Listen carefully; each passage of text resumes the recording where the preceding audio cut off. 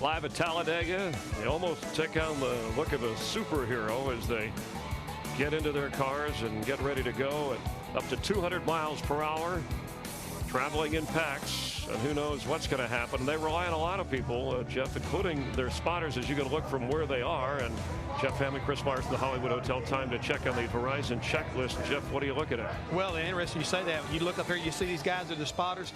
Spotter is the driver's best friend at the start of this race. I mean, he needs to be able to trust this guy.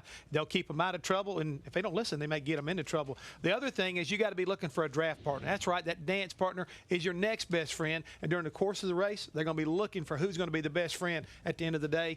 And then last but not least, the big one, it's not your best friend. You want to keep out of that thing all day long. You need to work extra hard to try to look ahead and anticipate what's going to happen in front of you. And then, as Daryl's been talking about all day long, get lucky. Stay out of it. We have seen in this decade a 27-car wreck. Now, Matt Kenseth second in points, Greg Biffle third. A Ford is the only manufacturer who's yet to win a race this year.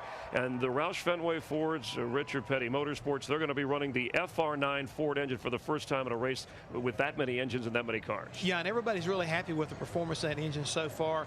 Talked to several guys that work on the teams. What's the difference? The biggest thing is these engines cool better. They can run more tape. Today we talk about the drafting, guys pushing one another around. They might be able to do a better job of pushing someone and not overheating. I mentioned we haven't had a pole sitter win since last year. Here you can have a guy from the back of the pack go up front. How important is it for a guy to lead early versus obviously just hanging around to the end of the race? I think you got to do what's comfortable, Chris. That's the key thing. Be comfortable and take care of your equipment the early part of the race. Jimmy Johnson is on the pole, and Matt Kenseth joining him on the front row. We're just about ready to go on one of the sport's most popular races. Race fans, it's time for those most famous words in motorsports. Here to give the command, please welcome Director of Athletics for the University of Alabama, Mal Moore. Gentlemen, start your engines.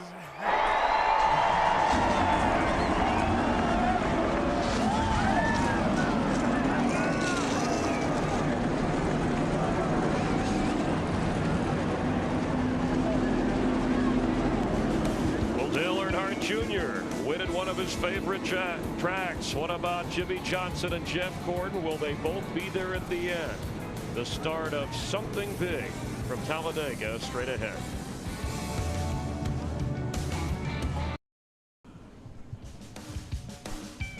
When built, it was the fastest speedway on earth. The dream of Big Bill France to create a racetrack that was bigger, steeper, faster than his famed Daytona International Speedway. Cloaked in controversy from the day it opened, what is now known as Talladega Superspeedway has always been a favorite of some drivers and feared by others. It is a perfect day for racing. A few high puffy clouds will provide a little bit of needed shade for these sun-drenched fans that have come from far away and driven long distances to see the one race in our half of the season that you know is going to be exciting, you know is going to be eventful, and you know, Daryl, that any lap of this race could be the one you remember for the rest of your life. Well, for the most part of the day, you're going to be dancing with the cars.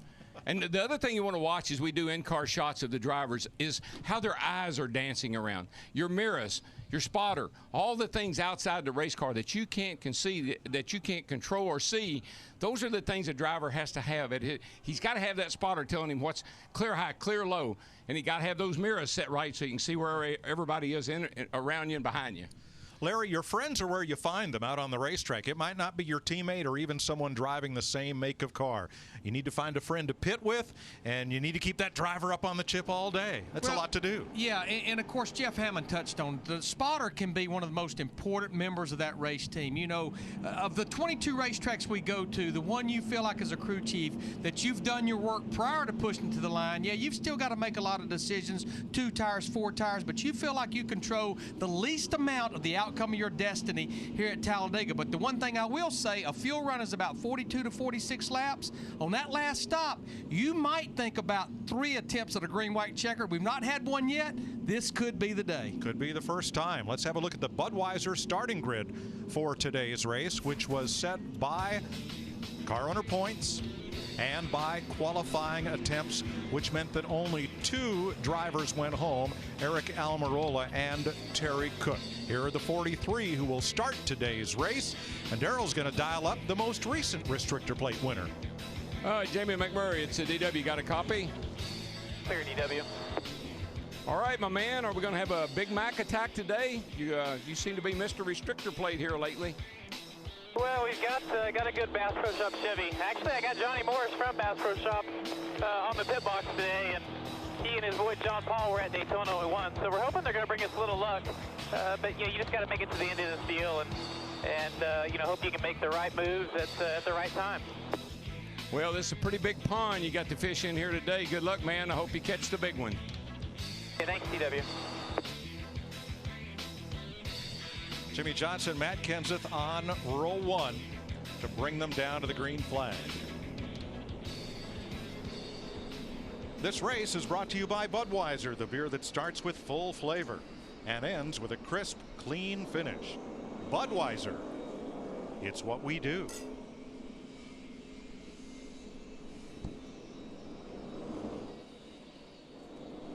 As mentioned, the pit road is further up the racetrack than the start-finish line. It's in front of the Tri-Oval, and our fantastic foursome will patrol the pits today. And let's get a word first from Steve Burns.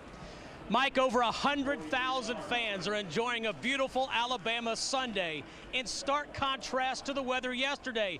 Dark, angry, menacing skies caused NASCAR to cancel all on-track activities. The tornadoes that caused so much damage in Mississippi were headed directly to this part of the country. Fortunately, the storms skirted this area. As Jeff Hammond and I rode in this morning, fans had lit the campfires, were throwing a football or playing Chucko.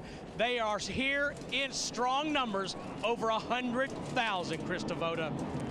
Would you believe no driver in a Ford here today has won a race at Talladega? The Ford team's using the new FR9 engine, including Greg Biffle. Greg Irwin, his crew chief, told me all the I's have been dotted, the T's have been crossed, and even with the spoiler that adds a little bit of drag, their fuel mileage still looks about the same. They are good to go. Dick Berggren? Well, Kevin Harvick's nickname is Happy Harvick, but right now it probably should be named Hungry Harvick, because he has not won a Cup point-paying race since the 2007 Daytona 500. But he's got a strong horse today. He's got the car he won the shootout with at Daytona in February. He starts up front in the 4th position, and moments ago I asked him if he thought he had a real good shot to win this thing. He looked at me and smiled, and Harvick said today, everybody's got a shot to win this thing. Matt Yoakum.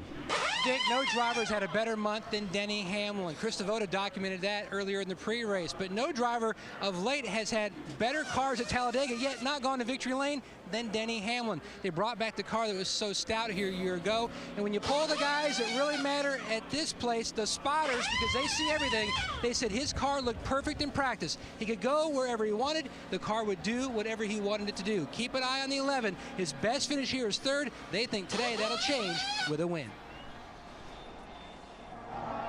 Let's take a look at our FedEx Understanding the Race. These are the trends or the patterns crew chiefs will look at. Our last 9 spring races here, NASCAR on Fox. Number of cautions, average 7. How about 2001, caution-free? In fact, we've had 3 caution-free races here at Talladega. The first caution, average lap 32, but 4 times in those 9 races, the first 10 laps. The longest green flag run, average 76 laps. We always have 1 to 2 green flag pit stops here. And the last caution, average lap 177, roughly 10 laps to go. That's for sure been the pattern at all tracks in 2010. If nothing else, this has been the Speedway of surprises. 10 NASCAR drivers scored their first ever Sprint Cup victory here. For 7 of those, it was their only win. Richard Brickhouse, who won the first race. Lenny Pond, who won for a long time the fastest race in NASCAR history. Ron Bouchard, as a rookie, steamed around the outside of Darrell and Terry Labonte to win in '81. Dick Brooks, Bobby Hillin, Phil Parsons, and last year Brad Keselowski. You race the favorites every time you come here, but you always leave it open for somebody that you wasn't expecting to see up there, and that's how you get those first-time winners. Let's take a look at our race analysis for this 188-lap, 500-mile race. Pit road speed, 55 miles per hour. The pit window for Sunoco race fuel, 42 to 46 laps. We will have a competition caution on lap 20, which means you can pit before lap 20, but you cannot fuel the car until that lap right there. New to Talladega is NASCAR's new rear spoiler.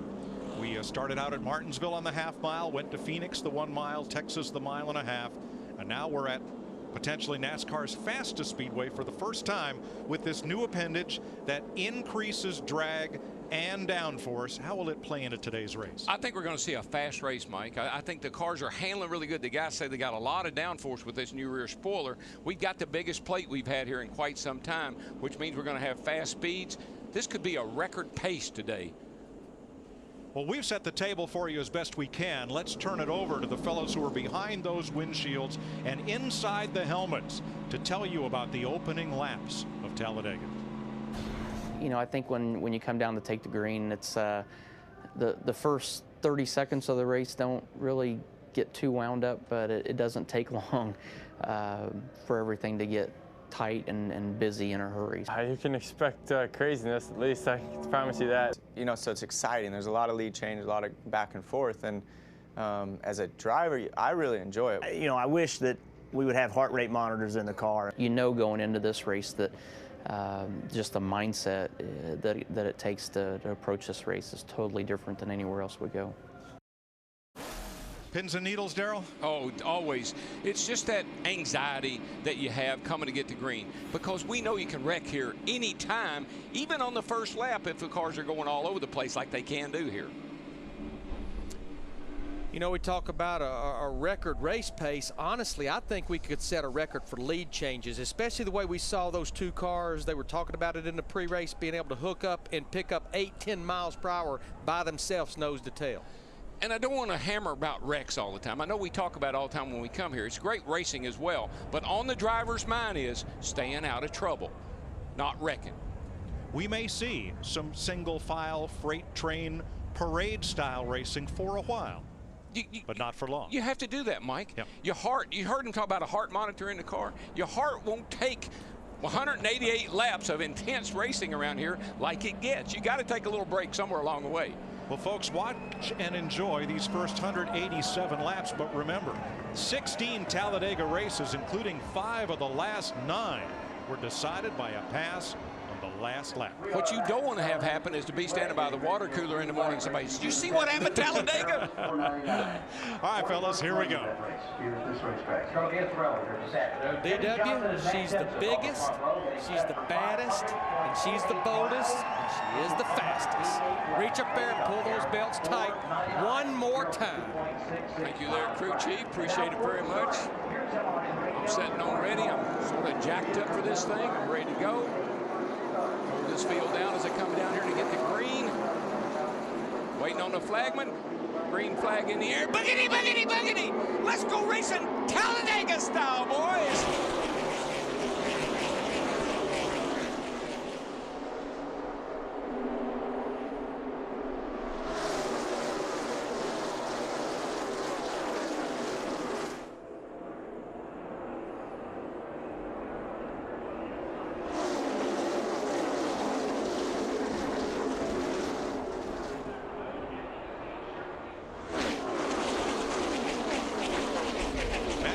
Didn't just drive into the lead. Kevin Harvick shoved him there. Jamie McMurray in that one car talked to him there under the pace laps. He did not come up to speed. Don't get too concerned just yet. Might be falling to the rear on purpose. Who will lead the first lap? Remember, the start-finish line is not in the middle of the tri-oval. Here, it's all the way down past the exit of pit road. KB, Kyle Busch with an assist from Jeff Burton, leads lap 1. And they're going to jump right down in front of Matt Kenseth in that 17 car, as well as Kevin Harvick in the 29. In fact, the front 6 nose to tail at the bottom of the track. And automatically, as soon as that green flag came out, you know what you're looking for? Somebody to work with. somebody to love. We believe that both the Earnhardt Ganassi cars, Jamie McMurray and Juan Pablo Montoya, dropped toward the back on the initial start. It just wouldn't surprise me, Mike. It wouldn't surprise me to see several guys do that because of that. What we talked about early on, this wad of cars right here, don't want anything to go wrong early in the race. Teammates on the high side, the orange car Logano, Denny Hamlin pushing him all the way up to 6th place from mid-pack. And I mean, when you look at this wad of cars, yeah, this racetrack is wide enough for about 5 wide, but all it takes is one of those guys, one of those drivers to bobble a little bit, and that's what causes the big one. Here's the phenomenon that we see at Talladega that we haven't seen for, I don't know, ever up to the last couple of years. Look at those 2 cars on the outside. The 2-car tango, 2 cars working together can be faster than the entire pack. Just look at right there. Joey Logano, the 20, 190 miles an hour, where the pack was running in the mid to high 180s. And you'll see that'll happen all day long. Remember in the pre-race show we talked about timing. You want to figure out when to get that 2-car thing going more for the end of the race. You're working on it from the beginning. Here they come from out of the middle. Kenseth with Harvick, and now Kenseth alone can't get all the way to the lead because of Logano and Hamlin. 33 cars in this lead pack. And that 2-car thing, Mike, took a lot of guys by surprise a year or so ago. Now they know it works. Now they anticipate it. Now they try to get involved in that. You see what happens when they break up. Yeah, Denny Hamlin backed all the way into Dale Jr. just because the 2 outside and inside lines converge, close up on them. The middle lane, nowhere to go. You get caught in the sucker hole, that middle hole there where you see Logano in the 20 car. You can make a little progress there, but boy, it's treacherous. Now these 2 cars coming to the start-finish line now. Matt Kenseth in the 17, Harvick in the 29. They've been locked together since the drop of the green flag. 5 cars out of the middle trying to break away with 1 on the bottom. And they just cannot get away from this pack unless they are 2 by 2. That 2-car tango out front, we're going to see a lot of that today. Let's find out and see what's happening with the 1 and the 42 down there in the pits. What do you guys know? DW heard Jamie Max say early on that he was going to try to play it conservative, and that's a strategy that Kevin Mannion told me earlier this morning. They're going to play it conservative for the first half, and it's great that they have a good company teammate, as in the 42 of Juan Pablo. They were going to try to work together. The bad thing is they're a quarter of a lap or more behind in 42nd spot. Harvick looking for the lead. He wants to lead a lap, and he will. Well, those 2 guys had enough lead. They could swap and let each other lead another lap. But back-to-back Murray and Montoya, what I don't like, the leaders are running 48 80s and 90s. Montoya and McMurray 51 50s.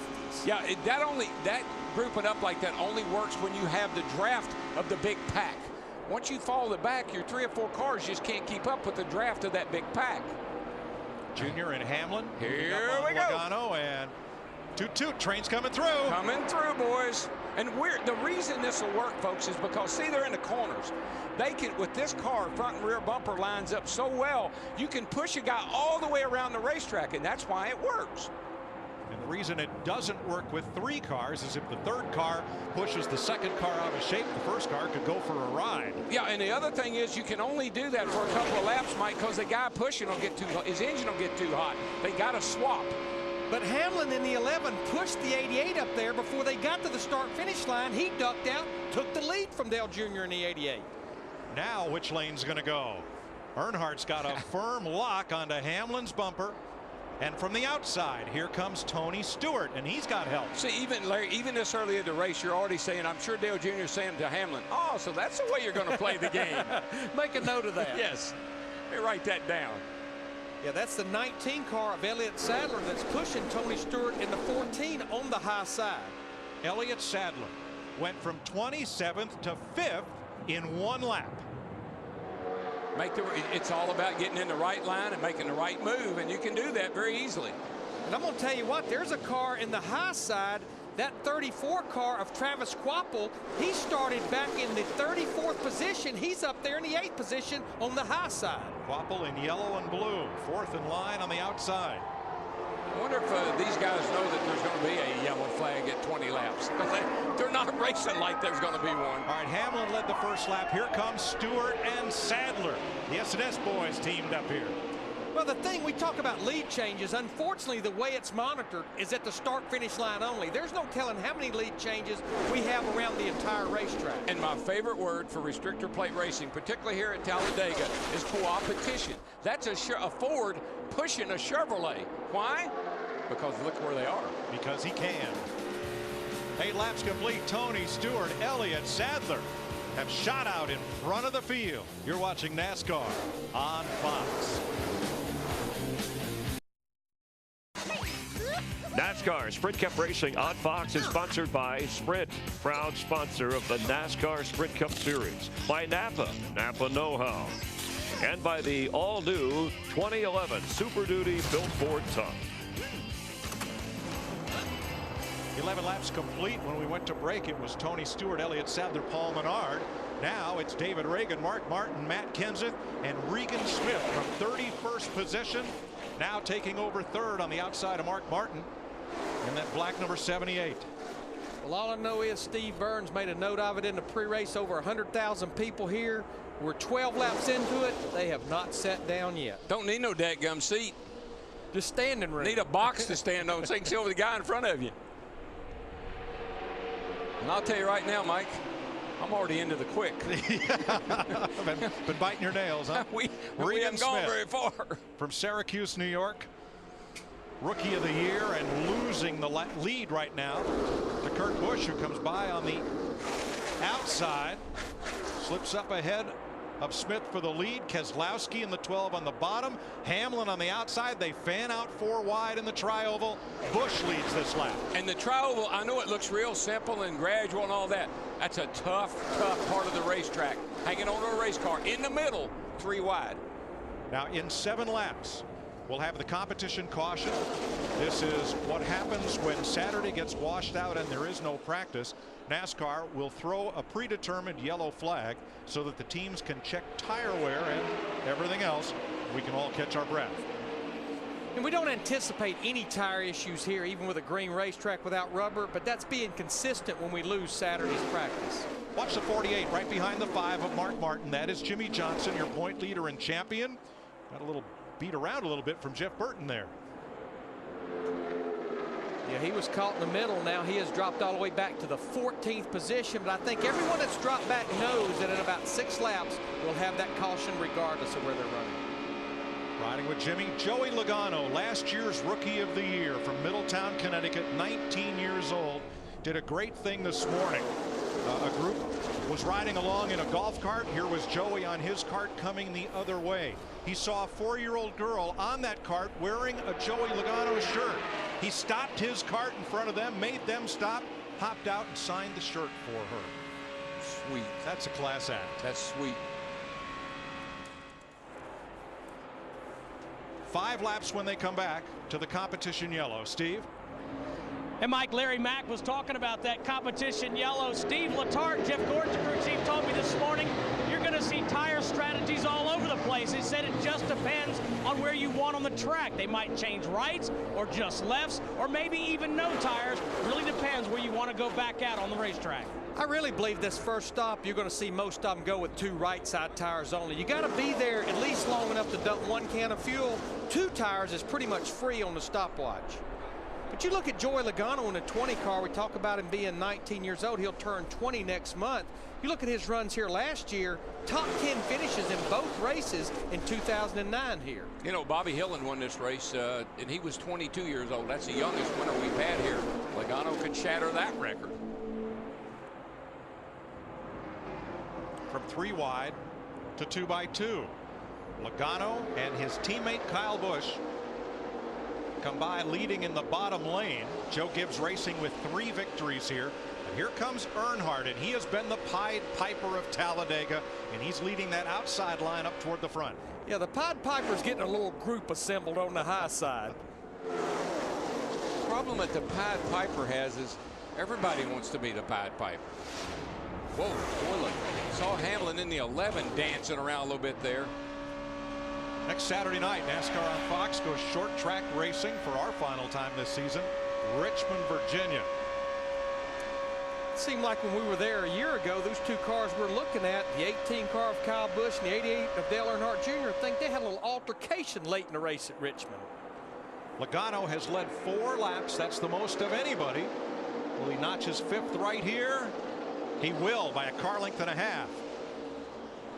With that slow car down on the inside there, that always creates havoc as you try to work your way around there, because you're going to run up on the back of that slow car. Something's got to give.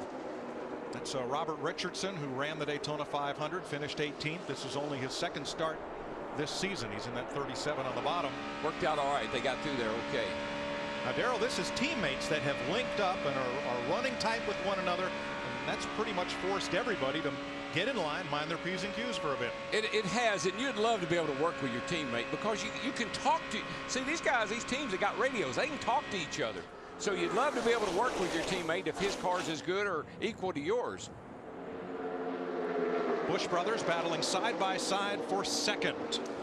But the thing I see, those 3 Joe Gibbs cars, they've got nose to tail up there. 1, 2, 3. You're looking at them right there. Logano, Kyle Busch, and Denny Hamlin on the bottom side with Brian Vickers following suit. So that's 4 Toyotas at the front. But keep an eye on that 31 today. After practice Friday, many people thought that Jeff Burton might be one of the best drafting partners out there. He did an awful lot of pushing and being pushed to run some fast laps here on Friday in that cat car. Well, I think people feel good running with Jeff Burton. They know he's going to do what it takes to get up to the front, but they know he's not going to make a stupid move on the racetrack. Yeah, he's a real good decision maker when it comes to staying out of trouble, not getting you in trouble. Just saw Jeff Gordon have his hand out the window. I'm not sure if he was to the car behind, which is Elliott Sadler. I don't know if he was saying don't bump me right now. Maybe he's a little uncomfortable. Something though, had that hand waving. All right, look at Jeff Burton in the 31 car versus Joey Logano in the 20. Right there, 7 miles an hour faster. Again, getting that push from Dale Earnhardt Jr. in the 88. Smell of oil as the cars went past the start-finish line, and they believe it's Casey Kane who has slowed up a bit. Remember, he's head-to-head against Bobby Labonte this week in our DirecTV competition. And just remember, our pit reporters in the pre-race talked about it. Different ignition system and stuff just to make sure. How's your oil temperature and your oil pressure and all? All of the Ford teams running that new Ford FR9 engine here this weekend. And one of the things that they've been concerned about durability-wise was the valve train. Jeff Burton just led that lap. That is his first today, or his 2nd lap today. And he was pushed by Robbie Gordon, who celebrates a milestone, his 350th Cup start. Driver number 7, Robbie Gordon from Orange, California. 20 laps complete. This is when we expect the competition caution, and here it is. So the teams will get ready to come pit side to check tire wear, add Sunoco race gas, and make adjustments. 20 laps complete. Welcome back. Most everyone has pitted. Dick Berggren. Dale Earnhardt Jr. took just 2 tires. Mike, a nice pit stop by the crew. Earnhardt concerned about his brakes. Steve. 4 tires for Brian Vickers in the 83, Dick. He says the car is good, but the racing is crazy. Matt? And the 2 of Kurt Busch, just 2 right side tires. Needed a little bit of a wedge adjustment. Wanted to try to get the back of the car a little more in the racetrack to help with the bump drafting. And I think that's pretty much what we expected. Most of these guys just going with 2 right side tires. Earnhardt concerned about his brakes. He used a lot of brake here, dragging it, trying to keep in line behind the guy in front of him. Put up on Casey Kane. 10 drivers chose not to pit. Robbie Gordon is still our leader. Mark Martin, Travis Kvapil, Greg Biffle, Max Pappas, and others. Under the caution, Robbie Gordon led 10 cars around and did not pit. Gordon got the 5 points for leading a lap. That's all important in the car owner points to determine the qualifying exemption for next week. All those cars have now pitted, and Kurt Busch leads his teammate Sam Hornish, Joey Logano, and Elliott Sadler down to the green flag. Of those cars right there, the first car in line to take 4 tires would have been Jimmy Johnson in that 48 car. Everyone else in front of him, 2 right sides only. I would have taken 4 right there, just like Chad did, because now it sets me up to take 2 later if I want to. Especially if we go through a full green flag run. And we very well could. Of course, we very well could not, too. Here comes Logano back hunting the lead, and all through practice Friday it seemed Dale Earnhardt Jr. was locked onto Logano's bumper as if they were teammates. I guess for the moment they are. I think Jr. looked at Logano and said, you know, he's got quick hands. I think I'll hang with him. He moves around pretty good.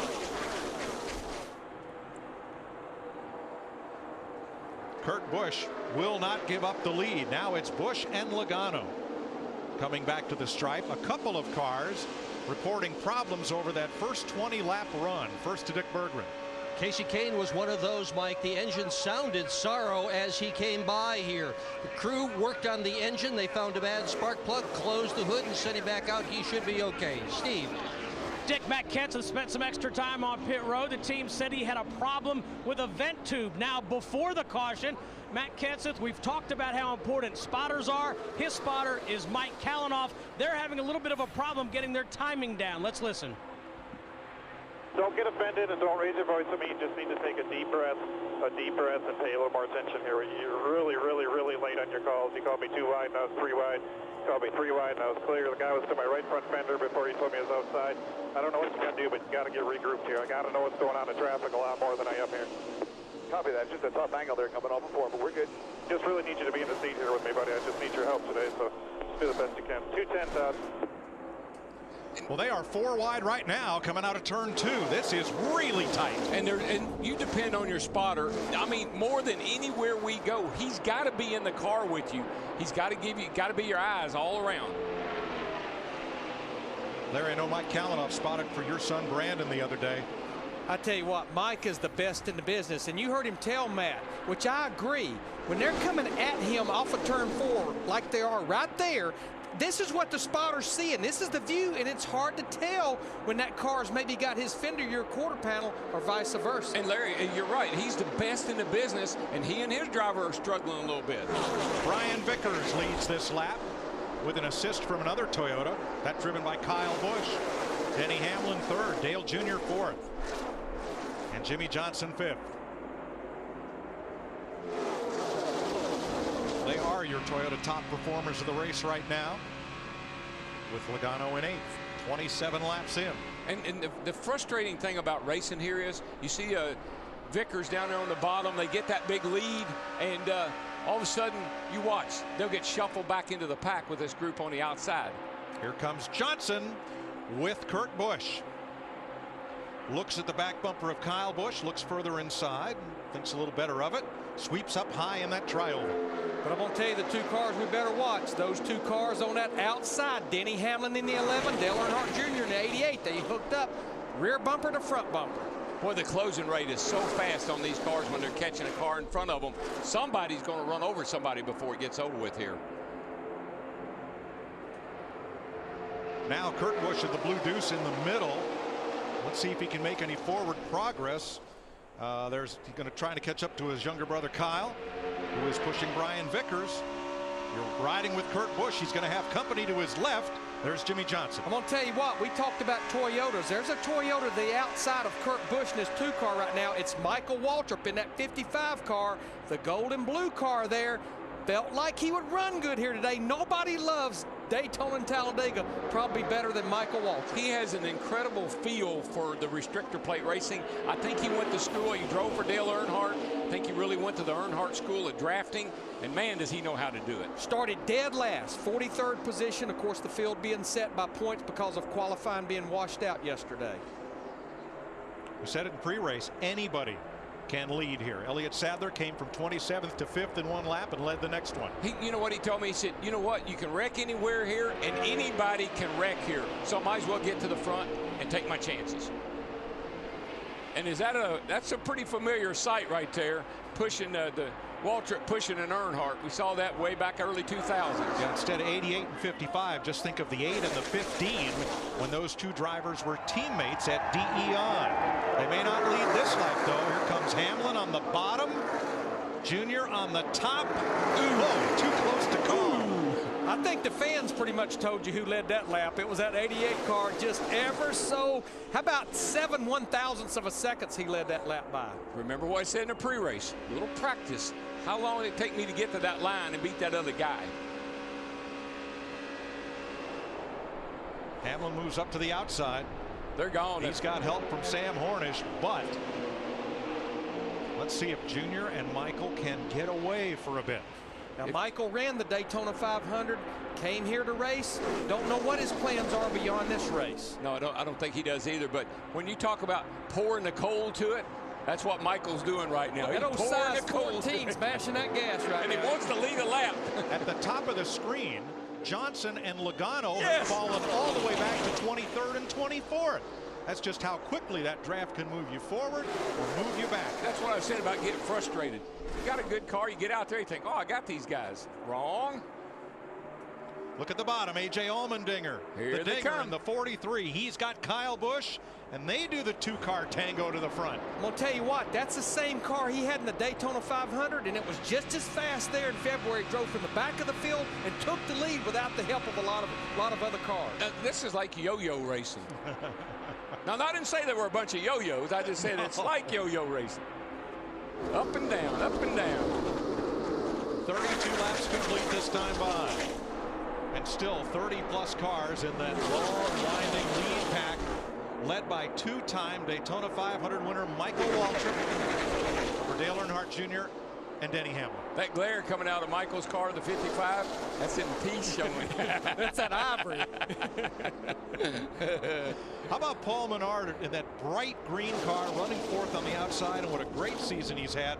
The last couple of races weren't too kind to him, but Menard got off to a great start in a breakout season, and he's been up near the front these whole 32 laps. Finished second here a couple of years ago. He knows how to restrictor plate race. Another one of those guys you just don't expect to be that good on a restrictor plate track, but he is. But just look at the fifth car in line on the high side, the 9 Budweiser car, Casey Kane, on pit road with the hood up with a bad spark plug. Here he is battling in the top 5. On the bottom, A.J. Allmendinger, the road race veteran, could not wrest the lead from Michael Waltrip. Didn't have quite enough of a push from Kyle Busch that time. Maybe he has 9 cylinders. Maybe they stuck another one in there. 33 of 188 laps complete in the Aaron's 499 at Talladega. NASCAR Sprint Cup Racing on Fox is sponsored by Budweiser. Join Budweiser as we support America's troops with a $250,000 donation to the USO. You can help our efforts when you buy a Casey Kane Armed Forces die-cast car. Visit Budweiser.com for details. 37 laps complete. About that many cars still in the lead draft.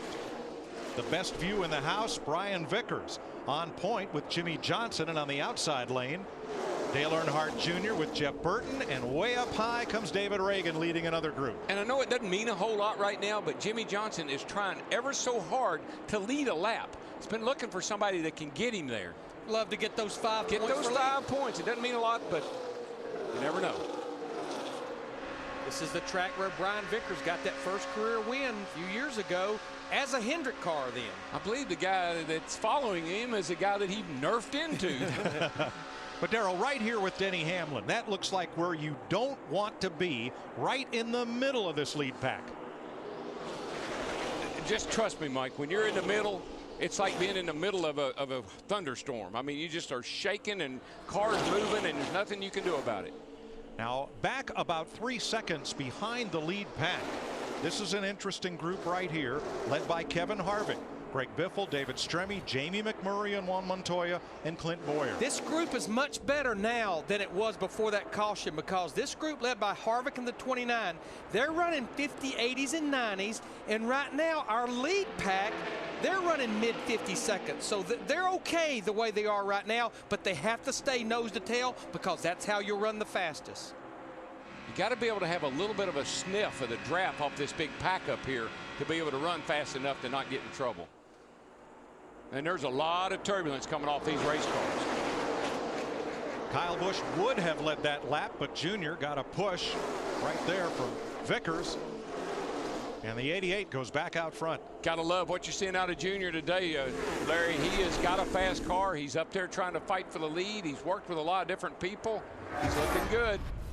Well, he did finish second in the Daytona 500. He finished second here a year ago. It's a place that he loves, just like his dad loved. Yep.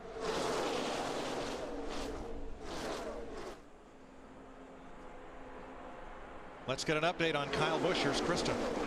Mike, you guys have documented that the spotters talk to their drivers so often here, one of those being Jeff Dickerson, the spotter for Kyle Busch. One of the words that Kyle likes to hear, a word you'll hear often from Jeff, is organized, telling him the middle line is organized. No, now it's the bottom line. He's used the word oftentimes already in this race. He'll continue to use it, just telling him to stay where the line is the most. Again, organized. And I used to like the term, you're in the line with the push. You're in the line that's moving, in other words. But organized, maybe they've updated that phrase a little. And just a few steps back from Kyle, there's Kurt Busch right in the middle in the blue number 2, leading the middle lane. Matt? Mike, about 10 laps ago, Kurt came on the radio to his spotter, Chris Osborne, and said, the outside lane is formed up behind Dale Earnhardt Jr., but he couldn't get up. He was stuck in the middle and stalled out. He finally got himself up to the high line. Then Jr. had jumped down to the middle and the line formed behind them, but he's now up to the high line again, just trying to settle in. He got his lap lead, the bonus points, so right now he's just hunkered down and riding. Steve? Matt, A.J. Allmendinger in the 43 right now scored in the 8th position, spent some time at the front. In practice on Friday, A.J. said his car was very stable, it was comfortable, and he was also comfortable pushing cars or pulling them, so he likes his race car. Thanks, Steve. There's the dinger, currently 8th. And we just saw why everybody wants to run with Jeff Burton. What a power move that was by he and Kyle to blast out of the pack. And look at the lead you get. And just, I mean, they did that coming off turn 2. Not even a whole lap yet, and they're, what, 100 yards ahead of everybody else. But, Mike, a key word between driver and spotter, the word trust. You've got to trust your spotter at Daytona and Talladega. Watch these two guys on the bottom. They dive down. And here we go. And I mean, just look. I mean, it looks like they have 50 more horsepower than those two cars on the outside. Well, they got 10 more miles an hour speed. I know that when they're hooked up like that. Well, the neat thing about that move was they had the suck off the first 2 cars, and Burton had the push off of Kyle Busch, and combined. Car is fast, man. It's fast. Oh, yeah, that's Kyle Busch. And that just rocketed them out in front of this field. The question is, for how long? Because now Busch needs to go to the front to cool off his engine from all that pushing. Couple of laps is all you can stay laid up against somebody like that. You'll melt the engine down. 43 laps complete this time by Kyle Busch. Going to lead this one. Maybe. Nope.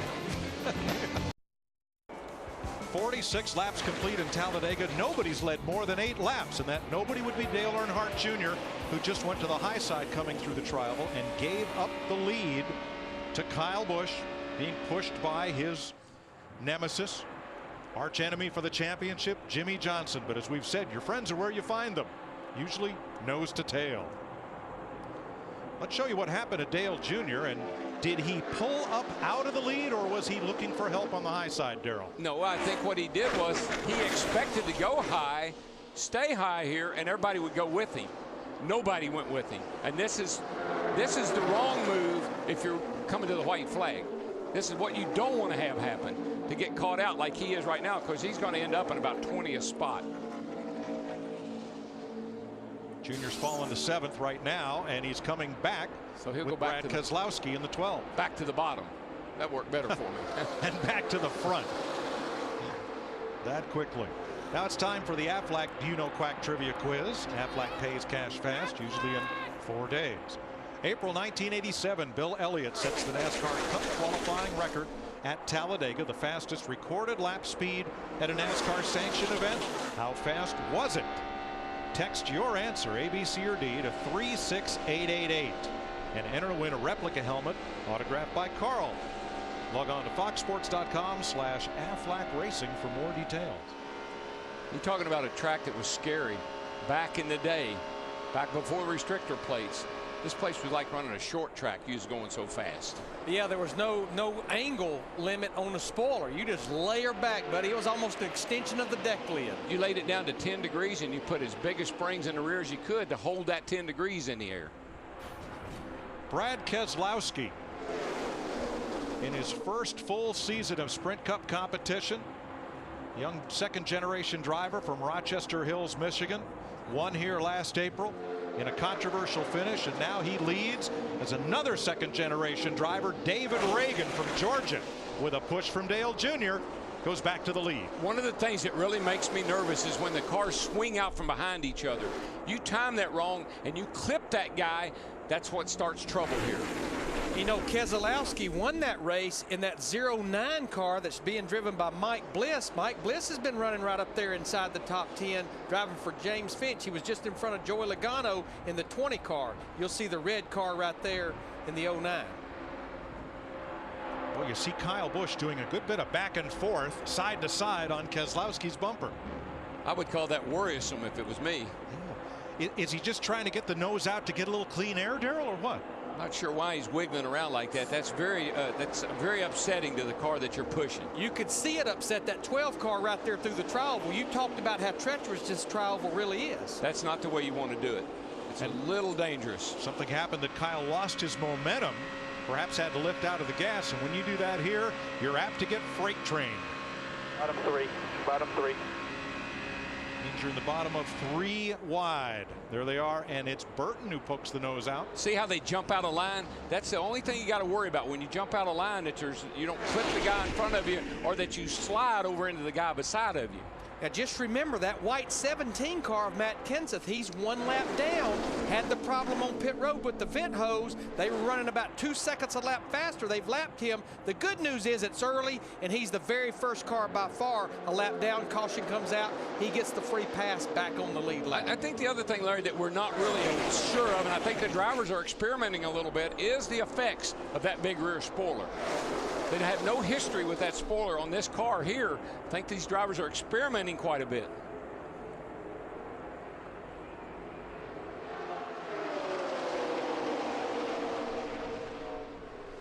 You know, another thing that we've not made a note of, we talked to Rick Dickert in the pre-race show, our Fox Stormwatch guy, and the one thing I picked up on his forecast has nothing to do with rain, but you're running these kind of speeds with that big rear spoiler. I've been watching these flags. We're having wind gusts 25 to 30 miles an hour. That will definitely move these cars around. Yeah, the other thing I hadn't heard anybody talk about either, Larry, is tape. You know, nobody seems to be running hot at this point, so it looks like they got that figured out. Now here is the lead pack. Let's talk about different agendas. It's a couple of seconds back to this foursome led by Jeff Gordon, and then even a third pack that is led by Martin Truex. Matt, what's Tony Stewart up to following Jeff Gordon right there? Learning a lot of lessons, Mike, as the 2 Stewart-Haas cars and 2 Hendrick cars run in line. For Stewart, he was simply saying that he learned one big lesson, that the recovery not quite as easy getting back to the front in the pack where he is now to that lead pack. But he's also sent along some messages to Jeff Gordon. Hey, Bob, before we get up here and get busy again, just tell Jeff if he can just stick his hand out, kind of tell me when he needs me to back down a little bit. When he needs me to go, it'll help me. Based on what I know about Jeff Gordon, you don't have to tell him that. He will let you know if you're getting a little too aggressive. And I tell you what else will be easier with this pack right here. We're going to have green flag pit stops here in about 10 to 11 laps. Those guys, I'm sure, will come to pit road together as a group.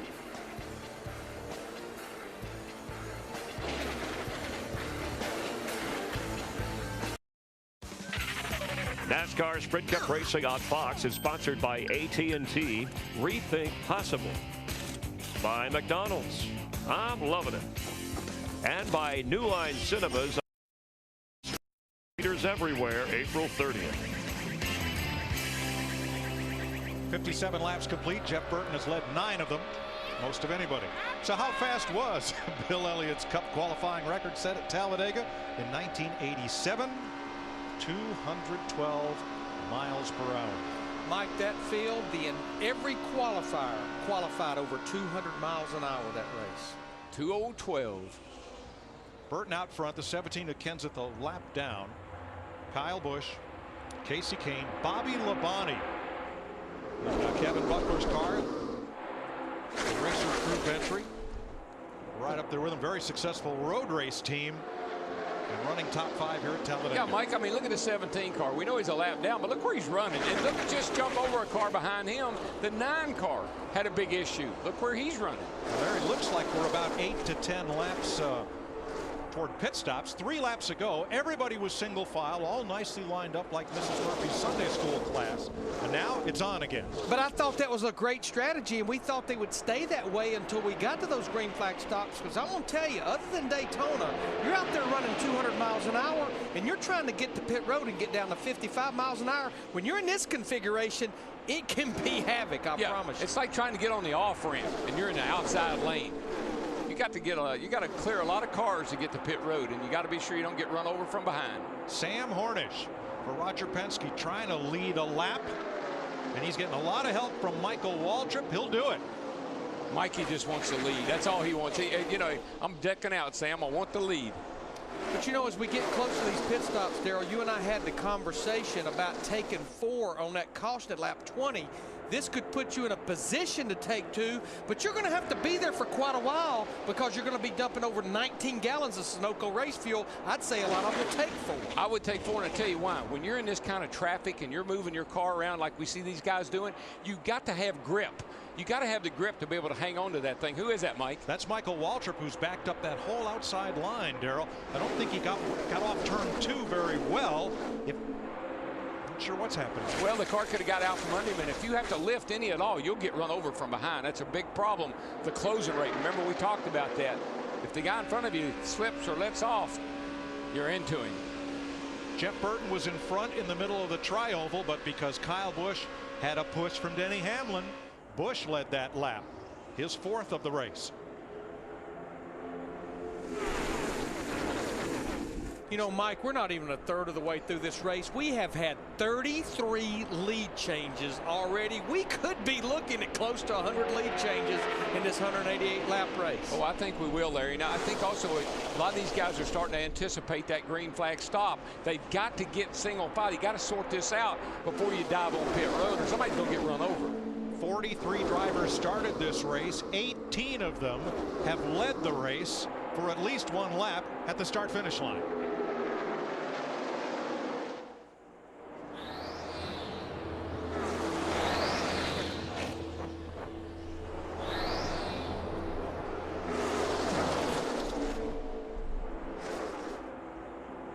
Those 2 cars up there on the high side. Brian Vickers in that 83 getting a push from Michael Waltrip in the 55. They got quite a run through 2 down the back straightaway. Now this is when the car handles the worst, Mike. You're out of fuel, not a lot of weight in the rear of the car. Tires are worn a little bit.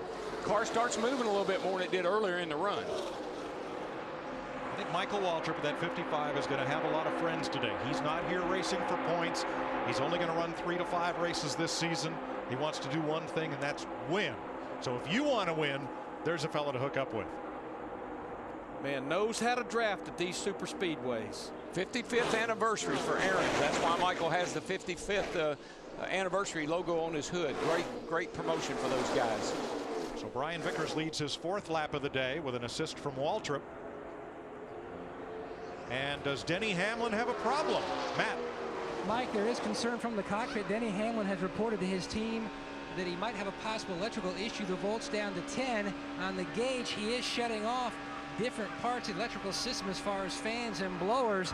And his last comment was, we've got to try to figure out what this issue is. Well, it's a big issue because it happens often. Remember, he had to change a battery a couple weeks ago.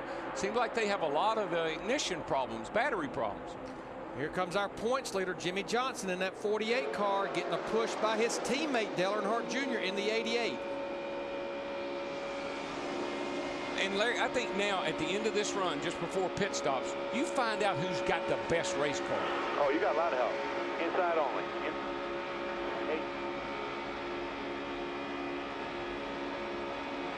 Freight train along the outside.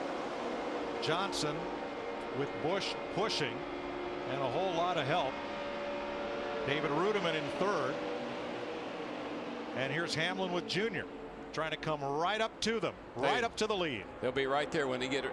I tell you what Dale Jr. is doing. I've watched him the last 10, 15 laps. He is working on the finish of this race. He fell way back to 20th, charged back to the front. And right here, right now, he's saying, okay, where do I need to be to dive down here and win this thing? That's what he's working on.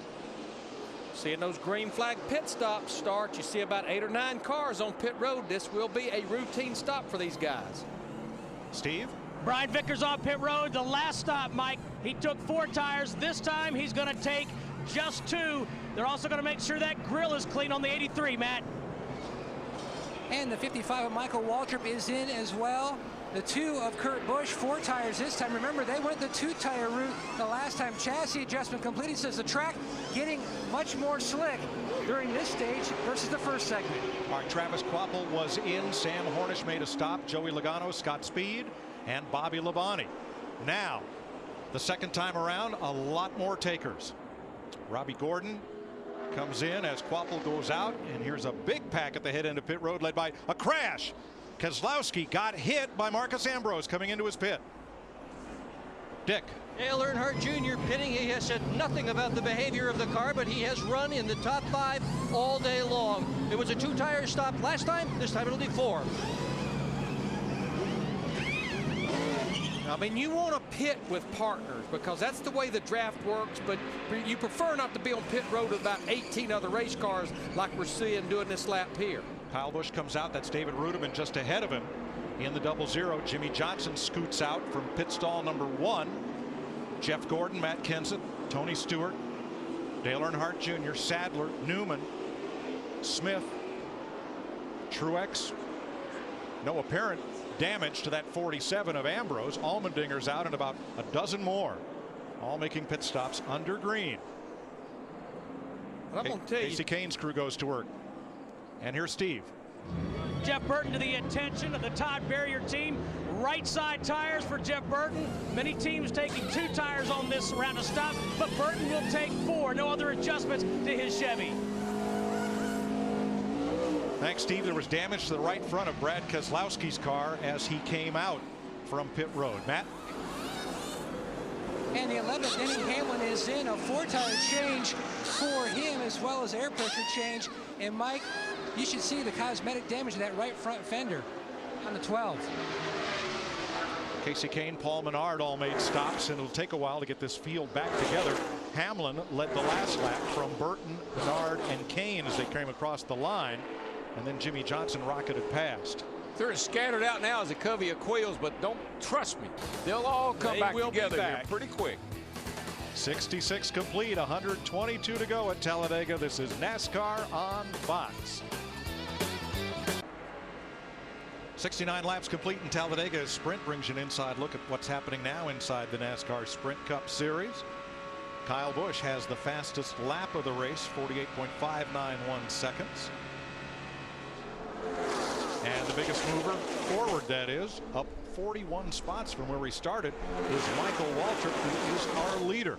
For more NASCAR stats, in-car audio, and live race radio, check out NASCAR Sprint Cup Mobile at sprint.com/speed.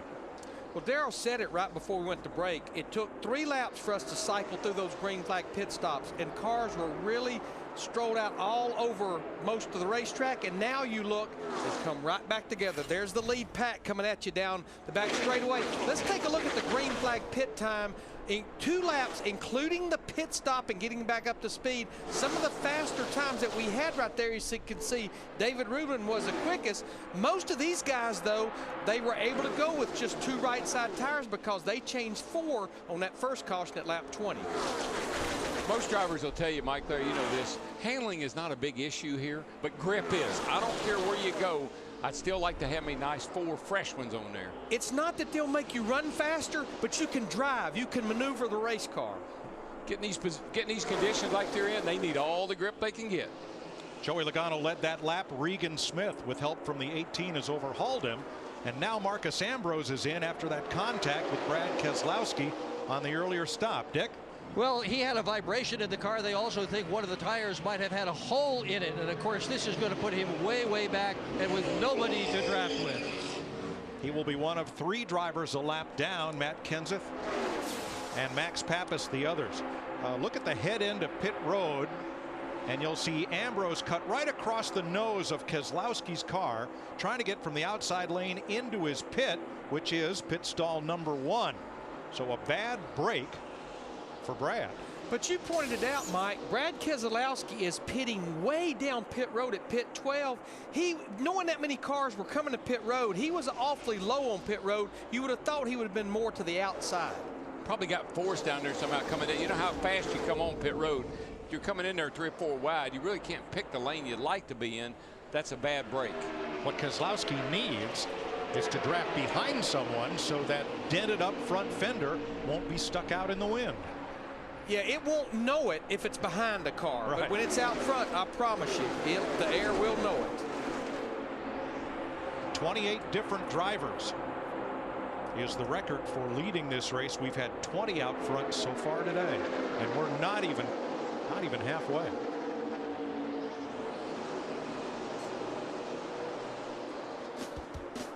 Jimmy Johnson out in front of Kyle Busch, Elliott Sadler, David Rudiman, who's an honorary Alabama gang member today. More on that after the break. A big spin down into the tri-oval by last week's winner. Denny Hamlin has just brought out the second caution flag of the day in Talladega. Watch the black number 11. Watch 17 and 55 bunch up, and then Logano gets bunched up, and the last car in that accordion line way back there, sorry, is Denny Hamlin. He tries to save it, and around it goes.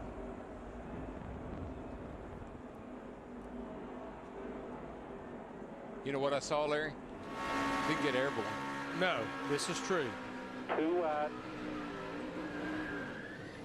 And he did it. See the cowl flaps come open. That's pressure Hold the brake, under the hood. Hold the brake. Hold the brake. You're on pit road. Very nice job. Caution is out. Caution is out. And here from our aerial coverage. You can see here that looked like the 55 he went up and bumped the wall. Right here, that's the 55. He went up and bumped the wall. That caused Logano to move over.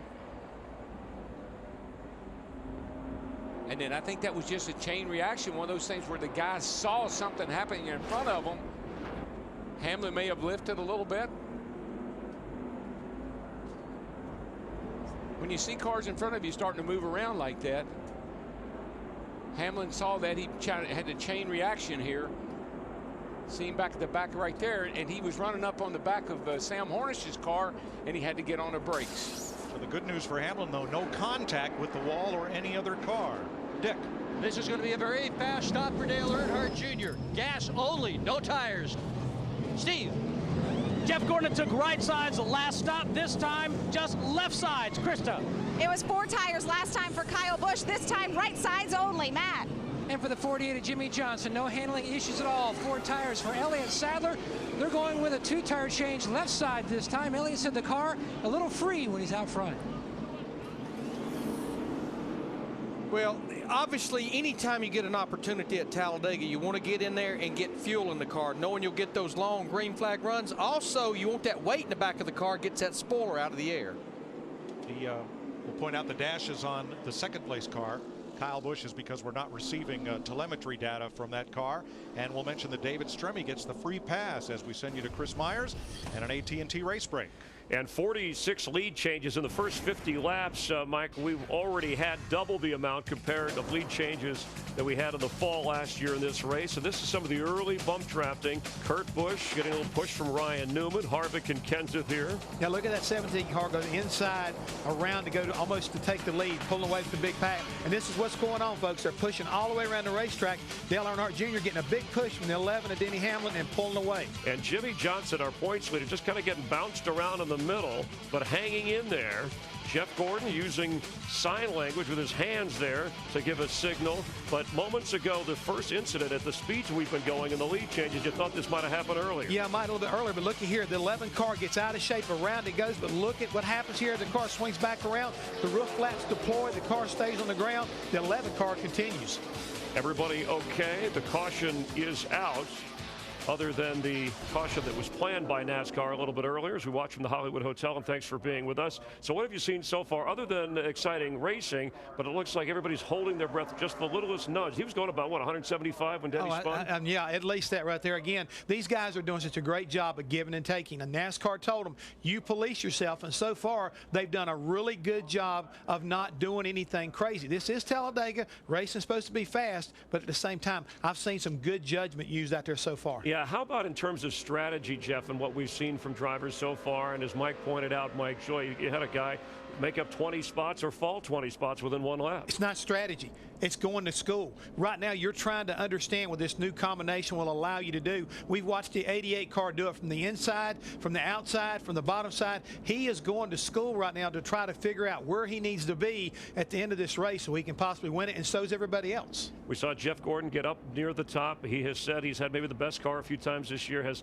yet to win a race. Certainly Hendrick Motorsports, a guy who's won here 6 times, a guy keeping an eye on. Well, you got to keep an eye on him, and I want to take it real quick. When you look back in that camera, and you can see the front end on that 88 car, Dale Jr. It's just about wore off where he's been pushing and shoving on everybody. But that 24 car, the last time he won a restrictor plate race was here in 2007. He's got a lot of work to do, but he's been doing a pretty good job of keeping his nose clean. And Jeff, you want to cast your vote as we have for the AT&T Fastest Pit Crew of the Year award, the standings from last week. Do it on your AT&T phone. Text the car number of the pit crew you think is the fastest to 2258. Delivered by AT&T, the nation's fastest 3G network. NASCAR Sprint Cup Racing on Fox is sponsored by Coca-Cola Zero, real Coke taste and 0 calories. By the new Schick Hydro, the only razor that's like a blast of hydration. And by FedEx, we understand you need reliable shipping options. FedEx. With the wave arounds under this second caution of the day, that's 37 cars on the lead lap. A late and long pit stop for Mark Martin and also for Marcus Ambrose. Yeah, not sure what they were doing to Martin's car there. They had the front end all jacked up and looked like they were working on the tape. Now the wave around is what put Matt Kenseth back on the lead lap, as here's Mark's stop. They're looks like they're either replacing the tape on the radiator inlet or actually maybe putting more on there, Matt. Larry Mack, they usually have like small tabs to pull one piece of the tape off at a time. Unfortunately, when they went to yank the tape, it all came off. So this stop, they brought him back on pit road to add more tape back to the grill that they had taken off and didn't want to take off. For the restart, it's the Busch brothers from Las Vegas. The younger Kyle on the inside, the older Kurt on the outside. Here they come. Green flag. And that's 2 of our guys that are going head-to-head in the DirecTV head-to-head competition.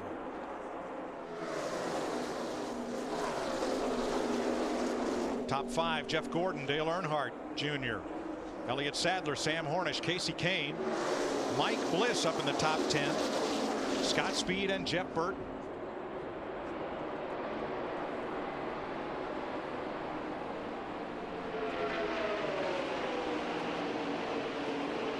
Boy, a Toyota, a Chevy, and a Ford linked up on the bottom lane. That moving around like that behind the car in front of you, got to be careful doing that, guys. How about an Alabama National Championship? Crank it up, Larry. Sounds like a winner to me. Roll Tide, crank it up.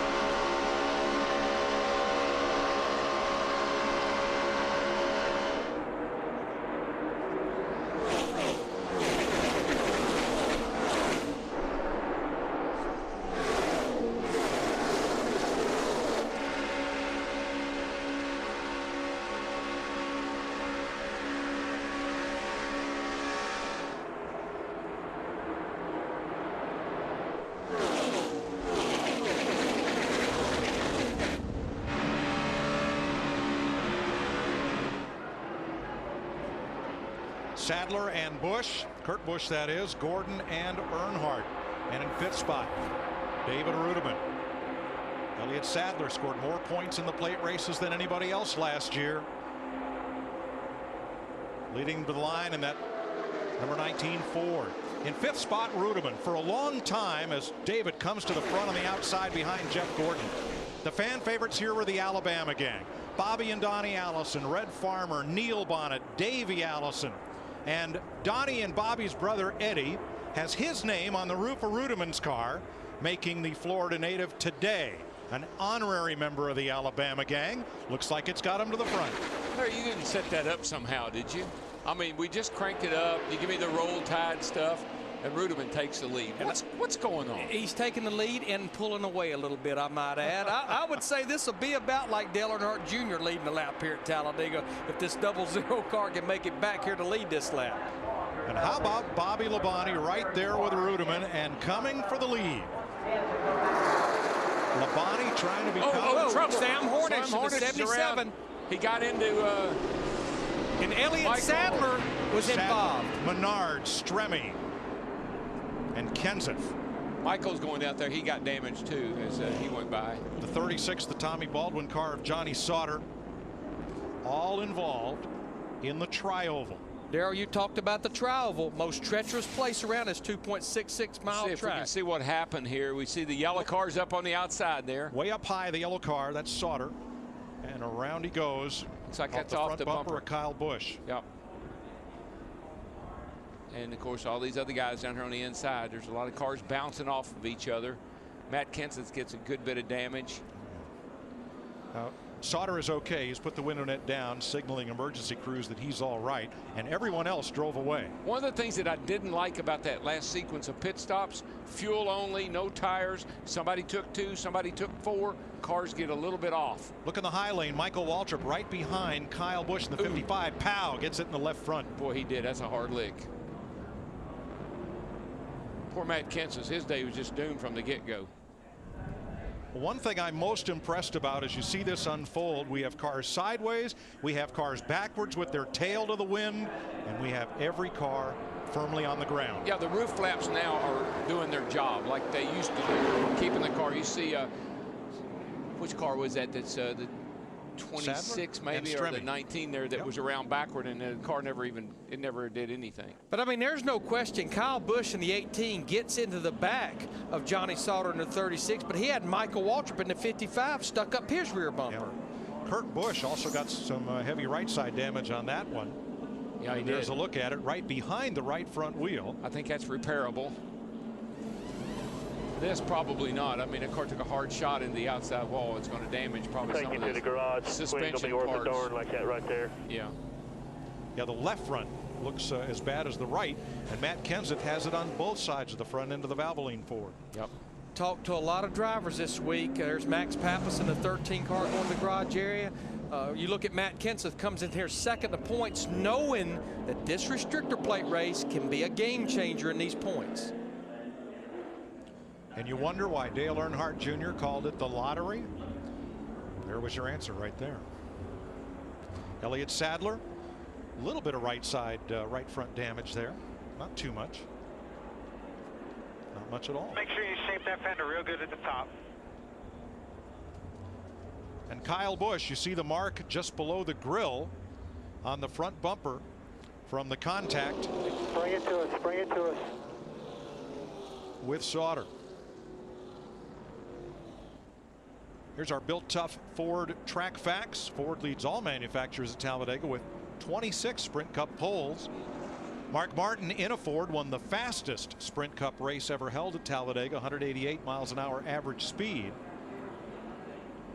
And the most cars involved in a single Talladega wreck was 27 back in 2003. Ford, built Ford tough. Pit road's open, Dick. David Rudiman is going to take fuel only. Joey Logano with pit in front of him. He'll do the same. Steve. Jeff Gordon on pit road. This should be gas only. Last time they took just lefts, gas only, Krista. Greg Biffle going to make a right front shock change. The plan, it's staying compressed. Hard for the guys to change the tires with it down in the track. Matt. Fuel only for the driver and car of the 48. Sunoco fuel to top him off, and a bottle of water for Johnson. No changes. Brad Keselowski is the free pass car under this caution. Never pass up that opportunity to get that fuel in the car. We're getting close to a 2-stop race. So right now the only car out of the race from this one is Johnny Sauter.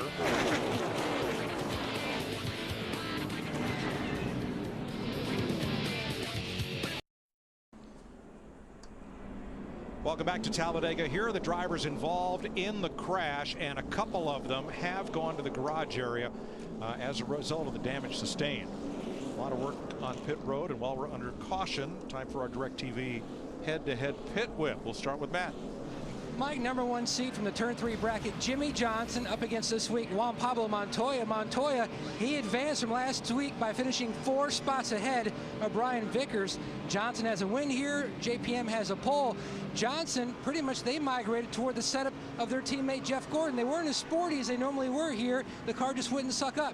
Now it's a very good mount. Meanwhile, the 42 of Montoya, he's been battling a tight condition primarily the entire race. Krista? The Turn 1 region is stacked. We've been documenting the Battle of the Busch Brothers. It's going on here today. Kurt is a number 1 seed, but he has never won a plate race. Kyle, a number 4 seed, won this race in 2008. On that last stop, Kyle took fuel only and made a wedge adjustment. Who will win this battle? And more importantly, will it make things awkward at Thanksgiving? Steve? Well, Krista, a matchup between Denny Hamlin and Carl Edwards. Hamlin, the most recent winner, hasn't had a lot of good luck here. In fact, he has 6 finishes worse than 21st in 2 of his last 3 races, 38th and 39. He has led laps here, ironically, in every event he's been in. Carl Edwards, on the other hand, 11 Talladega starts, just 1 top 5 finish. He hasn't had a top 10 since 2006. Now, the 99 car has been concerned about a vibration. They don't know why. They've tightened every bolt on that car since Friday, but they cannot figure it out. And also, the 99 missed his pit stall 1 time here today. Dick? Interesting matchup between young Joey Logano and Mark Martin. They started nose to tail with Mark in the 10th position and Logano in the 12th. That is where the similarities end. Logano, the youngest driver in today's race, age 19. Martin, the oldest driver at age 51. For Logano last year, this was his best track, finishing 3rd and 9th in Cup competition and 3rd in the Nationwide Series. He has run in the top 20 all day long. Mark Martin doesn't like this place at all. He skipped racing here 2 years in order to avoid it. He just did not have the best of fuel mileage today. A long stop just a little while ago to work on the nose tape sent him all the way back to 37th. 87 laps complete. Bobby Labonte's crew over the wall too soon, a penalty there, and also one for the 38 of Kevin Conway. To check on the status of your DirecTV head-to-head bracket, visit directv.com/NASCAR. Travis Kvapil became the 24th different leader of this race under caution. We've had 53 lead changes. The restrictor plate record set here October of 2008 is 64. The all-time NASCAR record for lead changes set here in May of 1984 at 75. And I'd say that's in jeopardy today. That sure looks that way. Seen some exciting racing so far. Jimmy Johnson, David Rudiman for the lead. Green flag. Johnson breaks out just a little bit.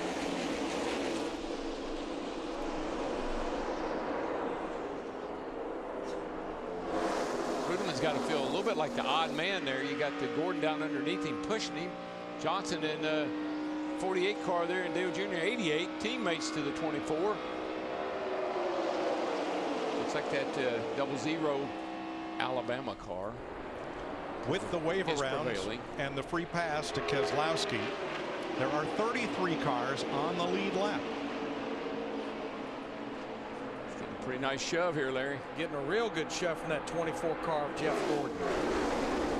David Rudiman grew up in Florida. His dad, Buzzy, a dirt track Hall of Fame modified racer, and still competes.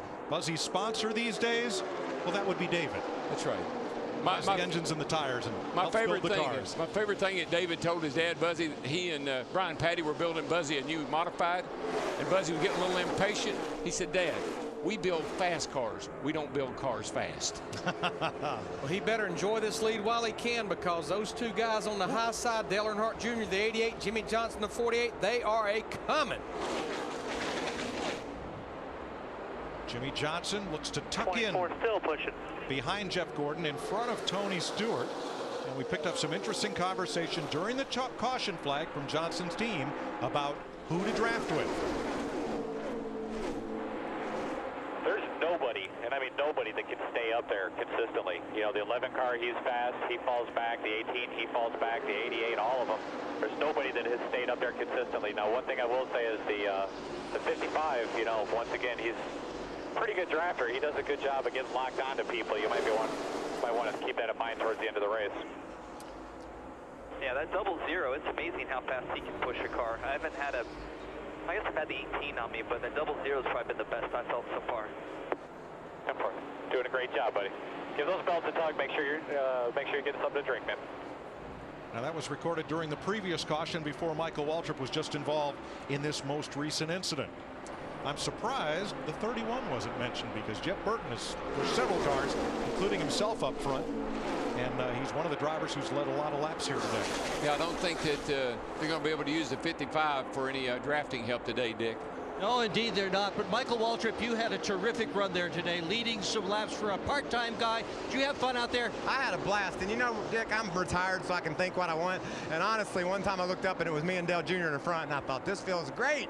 I hope the fans were enjoying it, and the car was fast. Kyle just messed up. He ran into a guy and crashed him. And, you know, when you set yourself to the standards as he does, you know, he's really good, and he'll tell you about it, whether it's a tear-off or a caution flag.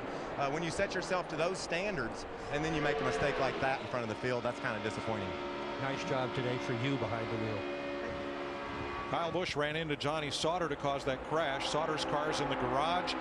Johnny was checked at the care center and released. He is okay. Oh, by the way, Michael will not see Kyle next weekend when we get to Richmond because Michael won't be racing. You know, a couple of cars, as we're down now under 100 laps to go, which is still a long ways, they were elected to lay at the back of the pack, but I'm seeing them up in the thick of things now. One of them is that bright green car in the middle, Mark Martin in the 5. The other is Greg Biffle in the 16 car, right up there in the middle of this group now. Now, this pack is a lot bigger than it was just before the caution flag because the drifters, the fellows who drifted back out of the lead draft, there's only 7 of them now, so everyone else is up here in the lead draft. And where did the tandem of the 24 and the 00 go? Back to 10th and 17th. So you lead for a while and then you fall back and see how long it takes you to get back to the lead. Now we're seeing Greg Biffle in the 16 car. He's pushing Casey Kane in that 9. Remember, the first caution, the 9 team led by Kenny Francis, they changed the spark plug and they're going to lead this race now. Casey Kane becomes the 25th different leader of the Aaron's 499. 95 laps to go. You're watching NASCAR on Fox. NASCAR Sprint Cup Racing on Fox is sponsored by Toyota. 96 laps complete. It's just as exciting as the first 5, the last 5. Look at Logano on the bottom trying to help Regan Smith up toward the front. Casey Kane continues to lead from Greg Biffle. And as this race winds down, it becomes a question of strategy, how to position yourself in the right place at the right time and with the right tools to get to victory lane. Let's hear first from Jeff Gordon and Steve Letarte. Even if we give up track position, I mean, I don't think it's going to matter. But I think you're going to want your car to drive pretty good with these guys pushing you hard. Yeah, it's M4. M4. Yeah, my plan is going to be anytime we have a yellow to put your 4 on it later in the race. On the green, I only put rights on it just because if we have any sort of problem or mistake, we're still going to be in the pack. I like that plan. That plan is perfect. That's all I'm saying is that if we get a caution at the right time, you know, and we have an opportunity to take 4, even if we give up track position, let's do it. Now, you might think this question's ridiculous, but I'm going to ask it anyway. What do you think about the 4 tires versus no tires versus 2 tires as the race goes on? Tires don't mean nothing to me. Short and simple. His answer wasn't near as long as Jeff Gordon's answer. There's the 2 sides to that coin. Gotta love it. Casey Kane leading this race in a Richard Petty Motorsports Ford, the Gillette family, majority owners of that team. And Kane announced recently that he'll be leaving at the end of the season, but that's not what's on his mind right now. It's how to win this race. Dick Berggren's in his pit. Now he's finished second twice. Kenny Francis is his crew chief. What is your strategy for the end of the event? Well, the Budweiser 4 has been running really good, but right now the strategy is just to make it to the end. There's still a long way to go. And you just got to try to have your car in one piece when you get down there to the end, and then it's just going to be about who you get with. And you know, I'd say down at the end it's going to be, you know, more about track position and try to keep up front. But with the way the passing and stuff is with this spoiler package, it's you know, you can go from first to last pretty quick. So I think it's going to be about who you get with, and if you can work together good and make your way up there. So, you know, hopefully we can survive, and hopefully keep running like we are. Good luck. Krista Voda. And the guy pushing him right now, Greg Biffle with Greg Irwin, his crew chief. I know you guys have an issue with the right front with the shock. You made the decision not to change it on that last stop. Why? Just the way the race looks like it's going to play out, we're going to be okay either taking gas or right sides more than likely from here on out. But 3M Fusion gets up front there and runs pretty good. Tribute to everybody at Roush Yates Engines. Regan Smith blowing up in the front straightaway. A lot of smoke. He gets down off the track apron. We stay green for the moment, but a very tense moment for a lot of drivers in the middle of the lead pack. I think we're going to have a caution, guys. Oh, there yeah, it is. Yeah, we got it. Sorry about that, bud. Good job. Regan Smith had a strong run today and was leading this race at one point. And now he has brought out the fourth caution of the day. Drivers, fans, and race cars all trying to keep their cool at Talladega today. Let's go down to the nationwide pit zones. Jeff Hammond. Mike, today during this, I mean, really fast, spectacular race, we're seeing two cars will get hooked up and push one another around this 2.66 mile racetrack. And the way they're able to do that is running a certain amount of tape to keep the engine cool, but you've also got to have the right radiator package. You see here, we've got two different examples of what we have inside these Roush Fenway Fords. You can see this type, where this radiator has been right at Daytona, a little bit older style. Here's one of the more newer styles they're running. These radiators can cost all the way up to $12,000 or $15,000. The main thing is keep the engines cool. We've seen Mark Martin come to pit road to add tape because he lost it. It's so important to keep your car aerodynamically as slick as possible, and these radiators, no matter what kind of configuration you're running, are making it possible today at Talladega. You know, we talk so much about tape on the nose, and from an aero standpoint, that tape on those inlets on the front end, it's like a free lunch. It creates more front downforce, pressure on the front wheels, gripping the racetrack, but the biggest thing here, it reduces the drag, really helps the straightaway speed, so you get as aggressive with tape as you can, and one reason you can is how efficient the radiators are. Look who's leading this race. Back at lap 77, Denny Hamlin spun coming through the tri-oval. They cleaned out the splitter and the air inlet in the front that Jeff just told us is so important. Got Hamlin back on track. Could he win 2 races in 1 week? We'll see. Well, this is a spin you were talking about at lap 76. Coming off of turn 4, they started stacking up in front of him after Michael Waltrip hit the wall. Back here he comes. And boy, just barely in front of Robbie Gordon, the 7, Keselowski in the 12. But he also has fought his way since that last restart. He came in and topped off, Mike, and they made more adjustments. He started back about 31st or 32nd on that last restart about 13 laps ago. You know why he's leading the race? He got a fast car. The guy behind him.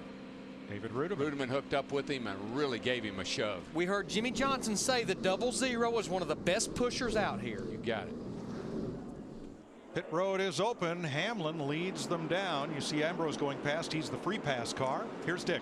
David Rudiman will take 2 tires on this pit stop. Their principal goal today, finish. They've had 3 engine failures this year, which has put them back in the points. Steve. Dick Brian Vickers had a clean entry, lap cars in front of him and behind him. This time, they're going to take 4 tires. Ryan Pemberton said they can make it on 1 more stop, Krista.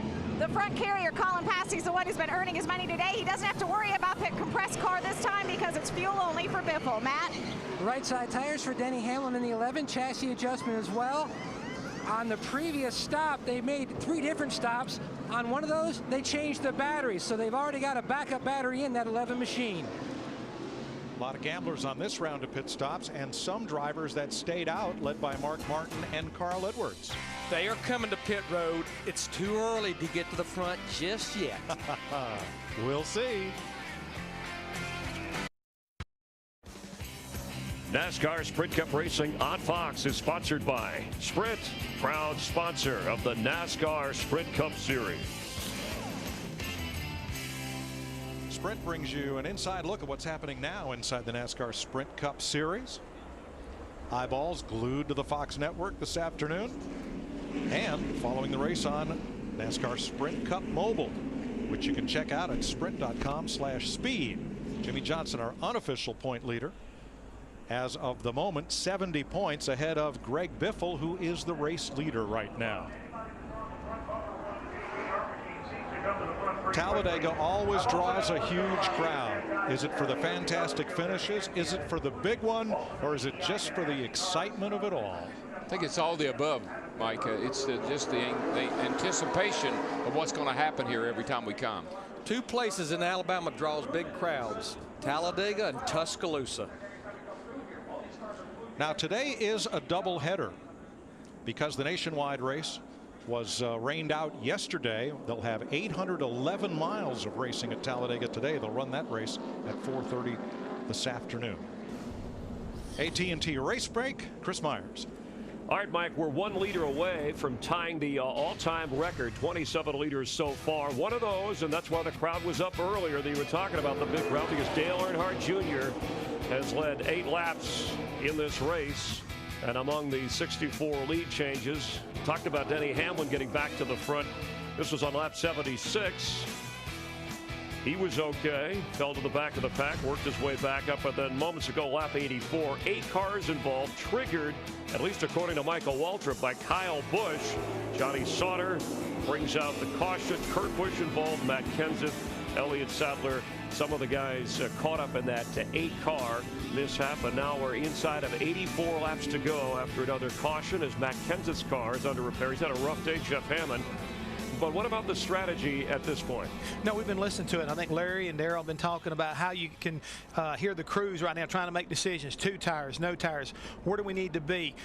It's slowly but surely, Chris. We talk about 450 miles of this race is learning. The final 50 laps or 50 miles of it, you've got to be in position. It's all about making the right decision and having the right decisions made. So this final pit stop, which is right around the corner, that's when that basically the die will be cast, you might say. I was intrigued by the radio communication about which car is the one you want to team up with, and there were just a few drivers. Some of those were altered. Is that something drivers are still looking for, crew chiefs? Yeah, you want to find out right now who's been kind of like playing around, who really has the strongest ride out there. I mean, I found it very interesting that right now David Rudiman has been tapped as one of the fastest cars in this pack right now. So getting hooked up with him, taking a Dale Jr. or Jimmy Johnson, who both have a very fast car, it's going to be interesting, Chris. How do you get together with this guy? Your fastest pit crew, if you want to vote, text it to AT&T, and our fastest pit crew of the year award. Jeff will have his delivered by AT&T, the nation's fastest 3G network.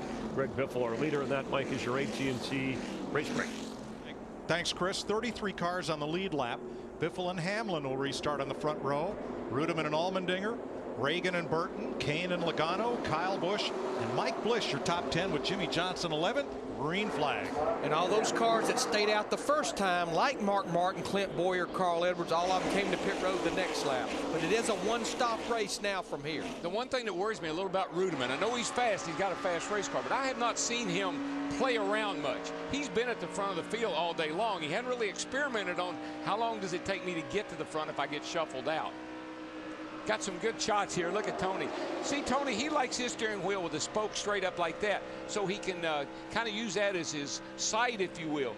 You look over at Denny Hamlin. He's got his more at the 9 and 3 position, so he can put his hands on the steering wheel like he likes it.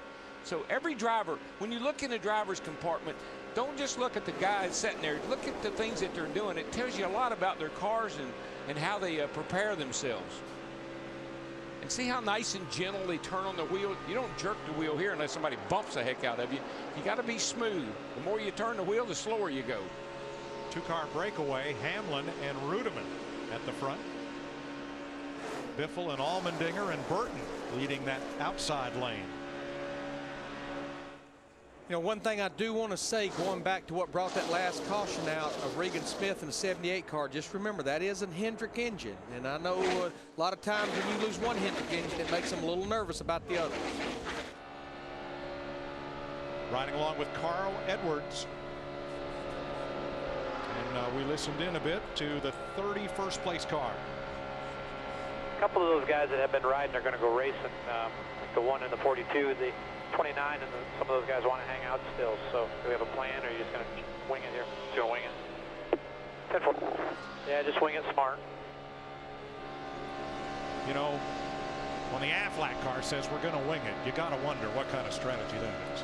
I only can remember a year ago, Carl Edwards rode back there about 30th to 35th for 170 laps, and on lap 187 3/4 ended up in the grandstand almost. Yeah, he was winging it then, I can tell you. Tell you what, I know who's winging it right now. Those two Gibbs cars, Joey Logano in the 20, Kyle Busch in the 18. I watched them through 3 and 4, and down the front stretch, they were hooked up, and they just drove by their teammate Denny Hamlin in the 11. Watch what happens on the inside line, because Jeff Burton has been one of the quicker cars drafting. In fact, nobody's led more than 10 laps today except Jeff Burton. He and Jimmy Johnson. Seems like the Toyotas are pretty strong today when you look at how the guys have been running up front. Got 4 of them there right now. But Ruderman in the 00 jumps up top, gets some push from Jeff Burton in that 31 car.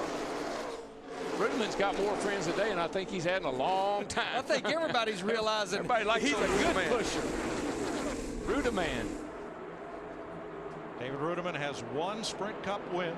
The rain shortened Coke 600 last May at Charlotte. I know it's early, but that was interesting. Joey Logano in the 20 car saw Ruderman in the 00 coming, jumped up to the high side, left his teammate Kyle Busch in the 18 down low. Kyle gets in 4th right there. You watch Joey Logano race that number 20, and it's hard to believe that he is just 1 season and 9 races into his Sprint Cup career. He shows a lot of poise. He's only 19 years old, for heaven's sake. He's a young kid with a huge future ahead of him. Jeff Burton back to the front, no surprise. And Kyle Busch along for the ride. And his wingman, 00, got caught in the middle, and he went sliding to the back. This little bottom line was getting interesting there. We're looking back at Joey Logano in the 20, but you see Brian Vickers in that Red Bull 83 car getting a push from Dale Earnhardt Jr. in the 88. Here they come on the bottom. That's another car that's been up front and knows how to win here, is that Vickers car, the 83. Vickers responsible for one of those last lap pass wins. He did it on his teammate Jimmy Johnson when he was at Hendrick. And I think that little 88 car was involved as well. Dale Earnhardt Jr., I think he was a part of it when that all happened there on the back straightaway. It's a good little drag race right here now. 78 laps to go. Steve Burns on our leader, Vickers. Mike, not too long ago, Brian Vickers said to Ryan Pemberton, we just need to find one good guy, one guy that will work with us the whole race. We can go to the front anytime we want, and he's found that guy. Pass this along to him, Steve. There's about 30 others that could do the same thing. Yeah, and they all think maybe that 88 is that one good guy. That'd be a good one, I can tell you that.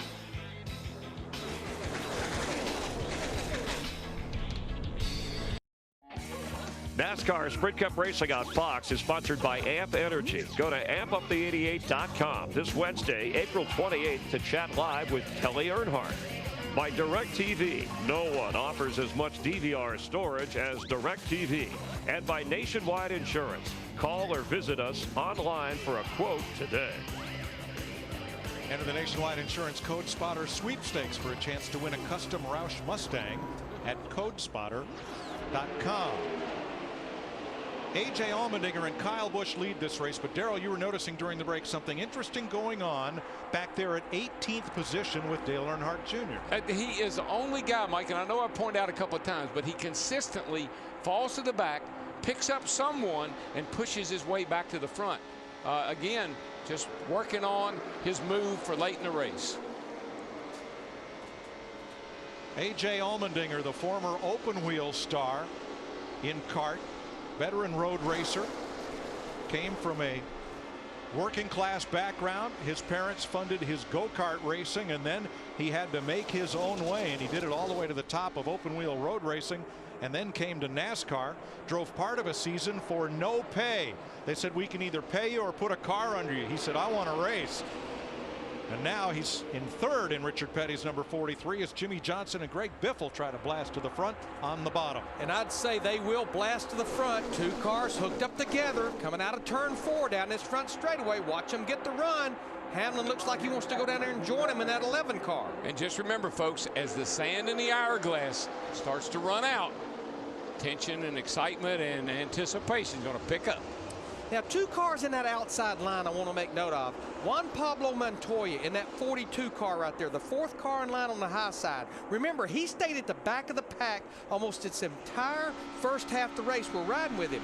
But a car right behind him, Elliott Slater in a 19 car, he was involved in that wreck on the 3rd caution lap, 83. Here he's back to the top 10, almost to the top 6, looking back at him right there. And Larry, I don't know what the trends show, but I kind of feeling when I see people like Mark Martin, Jeff Gordon, and some of the more experienced drivers kind of laying way back, they might think something's getting ready to happen.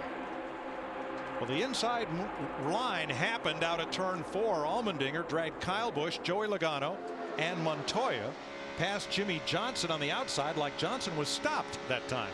You know, one thing we see a lot in these races at Talladega is at some point in time, everybody kind of cools out. They kind of get their second win, if you will. I have not seen that today. The racing has been intense from the get-go. Jeff Burton has led more than 10 laps today. I believe the only driver to do so. But Steve, is there a problem with the 31? Might be, Mike. He's been in the top 10 all day. We just got the word that the 31 has developed a vibration. You know, that's not the first time we've heard of a car having a vibration today. You know, Steve Burns talked about Carl Edwards in the 99. He's had a vibration almost ever since he unloaded the car on Friday. Yeah, on Carl's side, I just say, Carl, you got what you got. We tried to fix it, can't. But now on the 31 side with Burton, that's a whole different story. The other driver to lead more than 10 laps is Kyle Busch. He's led 13 and right now patiently sits in second. 4 lead changes away from the all-time record. And we still have 70 laps to go in Talladega.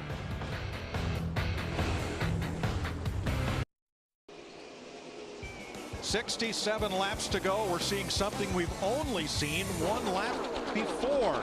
During the 121 laps of this race so far, Darrell, everybody's lined up single file. Mike, there is some point in a Talladega race that you've got to get your composure. You got to get your heart rate down. You got to take some deep breaths.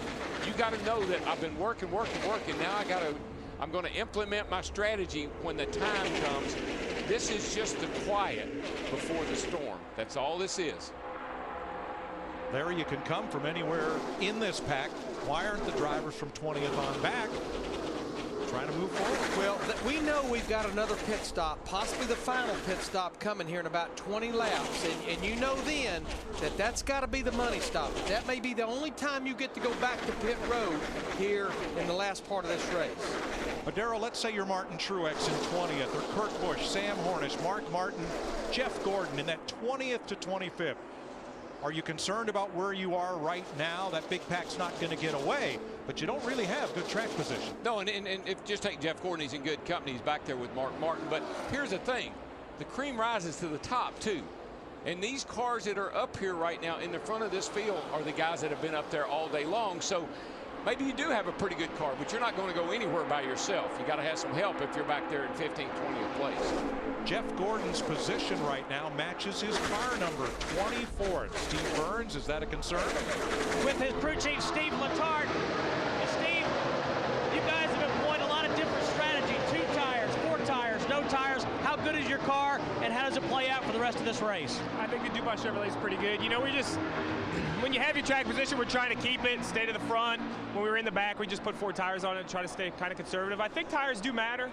You know, I think when you see those bump drafts through the trial, I think the 36 was a cause. If, you know, maybe a little bit newer tires, you might have been able to hold on to it, but we'll have to see. Good luck. Thank you. Thanks. I like the way he thinks. 4 tires is good. I don't care where you are. And here, even though I know we say handling's not a factor, all tires are not a factor, all those things together are huge factors. All right, let's go to the other end of pit road, 27th place. Jamie McMurray in 28th place, Kevin Harvick. Here's Matt. Mike, the two Daytona 500 champions have been conversing back and forth via the spotters working on their game plan. McMurray wanted to know when Harvick had planned on really pushing the button and getting aggressive and making his move to the front. Harvick's response was, with about 50 laps to go, that's when both of them plan on hitting the button and making their move to the front. So they're going to ride right now at this juncture until they can go ahead and go forward with their game plan. All right, that's about 14 laps from now. One thing you got to be careful of, though, if you fall back like they are right now and you get to racing each other like they are right now, that lead pack could break away and leave you. Well, this should be a good test right here because Mark Martin has taken his group of cars double file in the second pack. Can they catch the lead pack? We'll find out after this.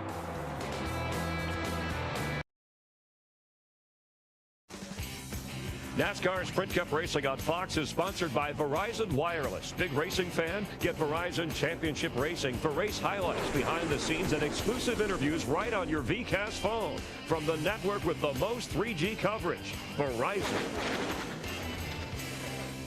60 laps complete in Talladega. When we went to break, we wondered if that Mark Martin line would lose ground or gain. They picked up Denny Hamlin and went all the way to the front of the pack. Now, Jeff Gordon, who drifted back from Mark, has picked up Dale Jr., coming right up the middle. Yeah, they kind of spit their teammate Jeff Gordon in the 24 out that first time a couple laps ago. Then he found Dale Jr. in the 88, and here they come on the bottom. Still got to be pretty impressed with that 11 car, Larry, Hamlin. Even when they're coming, he cut in front of them, slowed them down, and jumped right back to the lead. Hamlin did. Show you how that happened from our aerial coverage. Here comes the 48 of Johnson and the 88 of Earnhardt. They go right by Jeff Gordon there in the 24. Now watch Hamlin. He says, uh-oh. Spotter said inside. They got the push. Jump down there. He may not be a Hendrick Chevrolet driver, but that looked like the group that was moving. He knew to break their momentum, and that's what he did, and that didn't hurt him. Put him right back in the lead. On the way to break, we saw that hat on the track. The hat on the track did not belong to the cat in the hat. Page Dr. Seuss, please. Yes, I see the hat. I'm glad I see the cat because I was a little worried. One more time, we should have at least one more pit stop, and those green flag pit stops, should we not have a caution, should come within about 12, 13 laps from now as the two Joe Gibbs cars hook up. Kyle Busch in the 18. Getting the push from Joey Logano in the 20, and there's Hamlin in the 11. We've seen those Joe Gibbs cars, plus 5 Toyotas at the front of the pack. Toyota just seems to have a little bit of steam today. They're able to lead and take the lead pretty easily amongst that group that you see at the front right now. At least 2 Fords right behind them, Allmendinger and Biffle. So it looks like a little bit of teaming up is going on here. 58 laps to go still. Yeah, only one Chevrolet in the top 10 right now, and that's Juan Pablo Montoya in the 42 car up there in the 8th spot. I know Junior's got a pretty fast car. He's been able to work to the front most every time. The guy I'm a little concerned about is that guy there on the 24 car. He seems to be able to not keep up. Seems like when they get him up there, he falls back. That's Gordon down on the inside there in the 24. I think he and Johnson are trying to work together in the 48. And they have been several times today, Darrell. Remember in pre-race the harsh words they had for each other in Texas? That's all forgotten now. There's 3 of the 4 Hendrick cars lined up nose to tail working together. Well, we're getting it, Larry. You can tell. You can just tell that we're running out of laps. I mean, this is starting to shape back up like we saw the start of this race. Everybody now is going to start showing what they got. Junior and Hamlin up the middle, and that's a very crowded lane right there with Bobby Labonte and Casey Kane in front of them. David Reagan in the mix. Mike, we've got the top 27, 28 race cars running less than 2 seconds from each other right now with 56 laps to go. You know, you talked about Juan Pablo. He's been right around at the back this whole race. He doesn't know, and nobody really knows what he's got. That's the problem with staying around the back and not being up at the front. You don't know who you want to work with, who you can work with. I know one thing, it's getting pretty crowded. Here comes Big Daddy in that 24 car, Jeff Gordon, getting a push from his teammate Jimmy Johnson in the 48. Don't know if he'll lead this lap. Looks like that outside line has the run. He's such a slow dog, you know. He just lays around. You think, oh, he doesn't have anything for him today. And then, but here he is, back to the front. The top 10, 5 Chevys, 3 Toyotas, 2 Fords. How quickly things change. Larry, when's that stop going to come? We've got 55 laps to go. It should happen at about lap 142 to 145, right in there, which again is going to be about 10 laps from now. I'm really getting worried about the way these guys are bottling up, getting into 3. We've seen that be a problem area before. Get 3 and 4 wide, getting in there, something's got to give. And how about Bobby Labonte in that 71 car on the bottom right there? You see him working his way. Remember, had that penalty early for his crew going over the wall too soon. Labonte's overcome that. He's got Jimmy Johnson behind him, Jeff Burton, Elliott Sadler, Casey Kane, and Mark Martin in the bottom lane. There's a car up there in the front as well, the 6 car down on the bottom, David Reagan. We haven't talked a lot about him today. He won a nationwide race here last year by being in 6th place on the last lap. Whoa. Oh, boy. Reagan got a little bit of a shot there from Jimmy Johnson as Johnson slewed sideways to change lanes and was connected to Jeff Burton. And this is what's bothering me, Mike. I'm seeing this more and more and more. Everybody's starting to get a little bit more aggressive, pushing and shoving and hitting a little harder than they have been all day long. And guys, I talked about him early. The 5th car in line on the high side, Mike Bliss in the 09 car. Remember, that's the team that won this race a year ago with Brad Keselowski. Every driver wants to be as far to the front as possible when they peel off to make that green flag pit stop, so that in case of a bobble on pit road, they won't lose too much track position. That's what the infighting is going on right now. And I'm going to tell you what, it's going to be big with these guys coming to pit road under green when you look at the water cars we got there right now in that lead pack.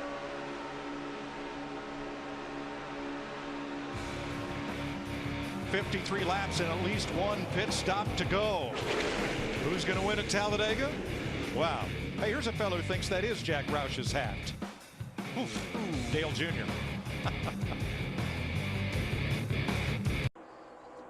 With 50 laps to go, Sprint brings you an inside look at what's happening now inside the NASCAR Sprint Cup Series. Biggest mover in this race, up 30 spots from where he started, Mike Bliss. The field was set by championship points.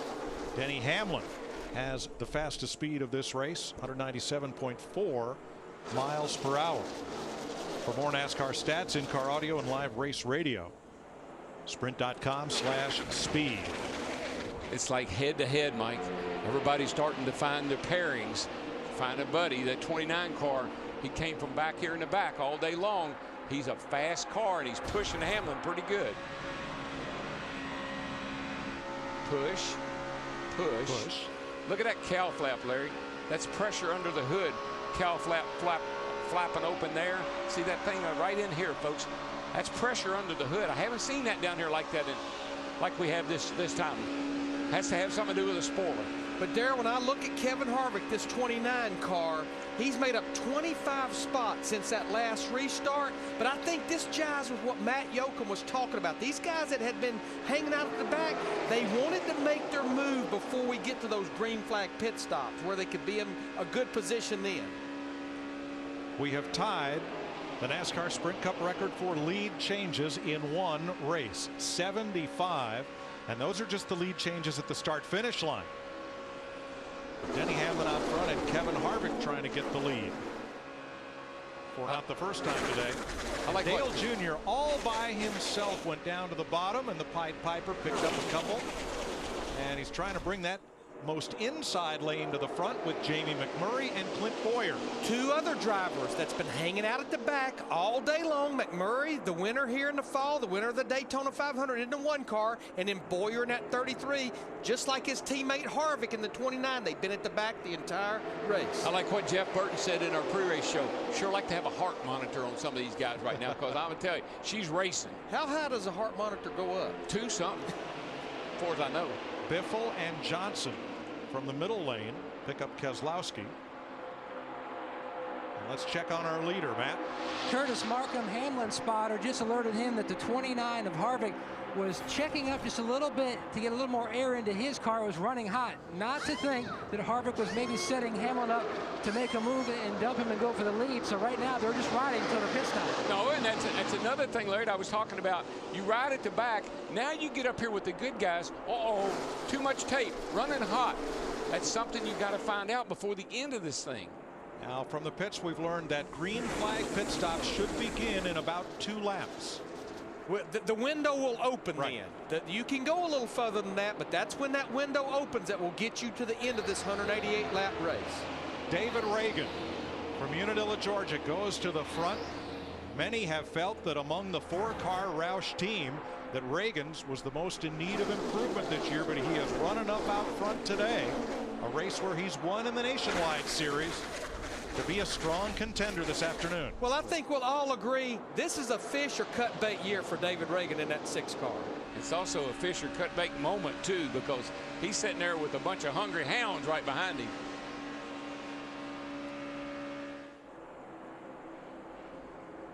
There's the record, 76 lead changes today. Denny Hamlin back to the front with Kevin Harvick. Harv's in trouble.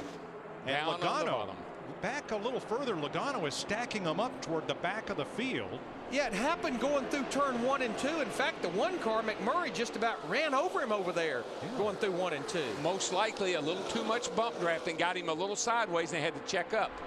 They may be setting up to come to pit road this time, possibly. We might see that group hitting pit road. Carrying too much speed right here, but perhaps getting himself into position and wanting to be on the bottom for when he makes that stop. I believe the 20, I think he got a little too much bump drafting and it got him loose and they had to check up.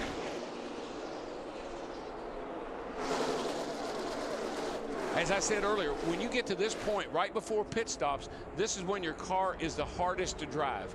You're out of grip, you're low on fuel, the back of the car is light, there's no fuel back here to hold it down.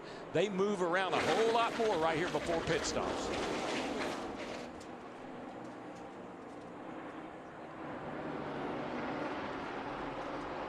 Denny Hamlin continues to pull them around with Reagan in second. A lot of times, Mike, this is when you start to say to yourself, uh-oh, I'm not as good as I thought I was. You know, I thought I had a pretty good car, but all of a sudden, the intensity has picked up, and now I'm not so sure. 145 complete, 43 laps to go. We're coming. We're not coming this time, right?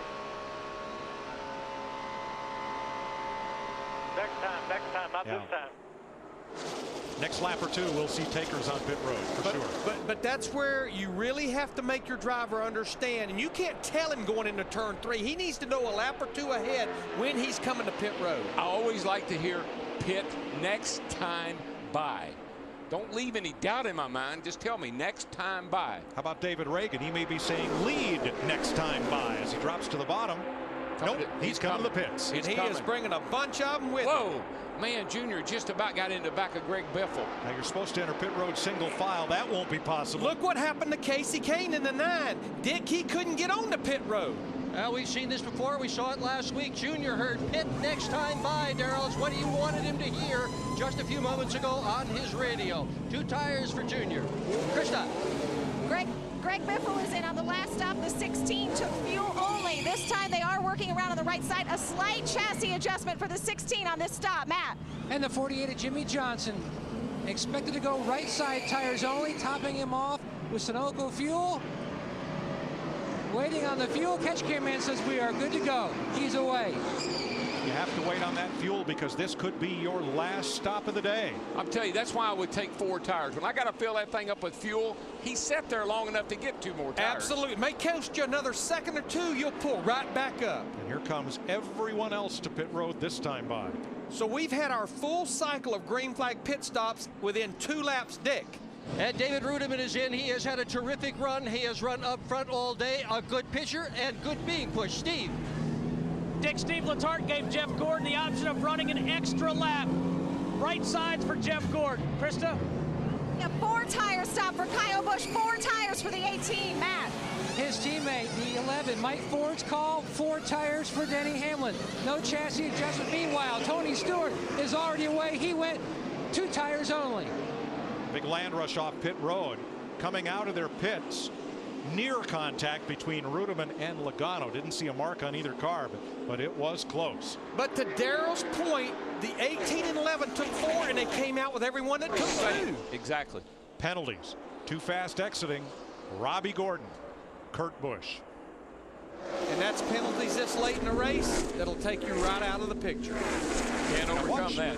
On the first group to come to pit road, watch the 9 of Casey Kane. He ducks out of the around the outside of the 19. Oh, here he's back up here. I'm sorry. There he is. Here he is. Comes around Sadler. Now comes to the inside. Figures not going to make the commit cone. We're going to stay out. But he's lost all his speed. Yeah, I just don't think he could get slowed down and make the commitment cone because there was room to make it. We've cycled through, and this is our leaders right here. David Rudeman in the 00. And how about Montoya in that 42? He wants the lead. And who's that pushing him? That would be his teammate, Jamie McMurray. 2 guys that hung out to the back. They went to the back before we completed 1 lap of this race. Remember everybody said, oh, McMurray's got a problem. Don't have a problem anymore. Montoya is the leader. Record 29th different leader, and we still have 40 laps to go in Talladega.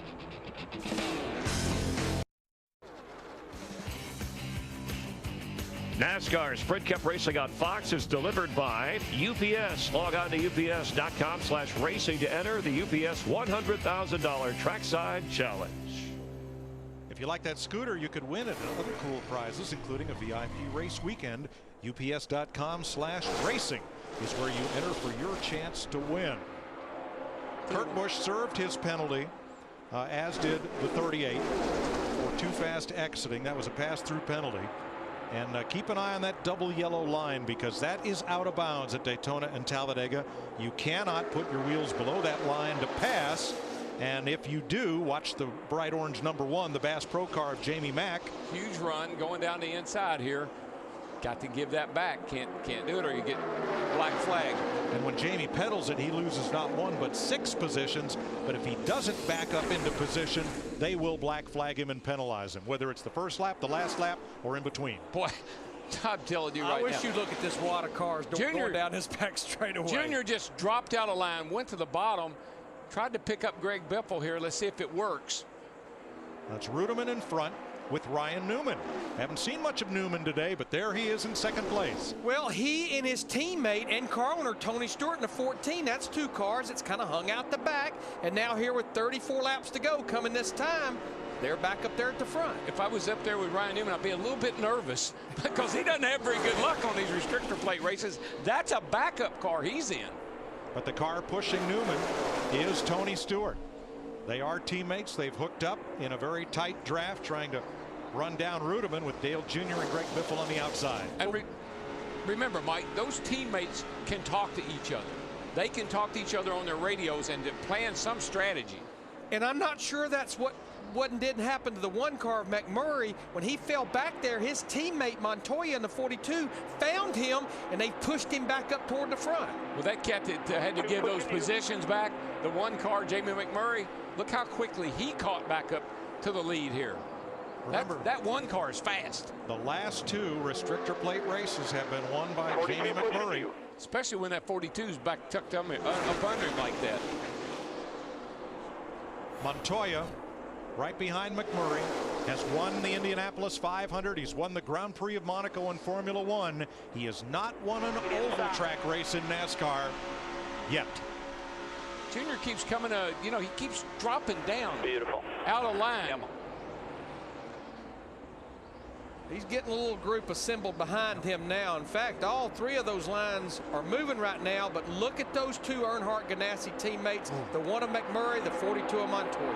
You just can't wobble around like that in the corners when somebody's pushing you. That causes a lot of problems.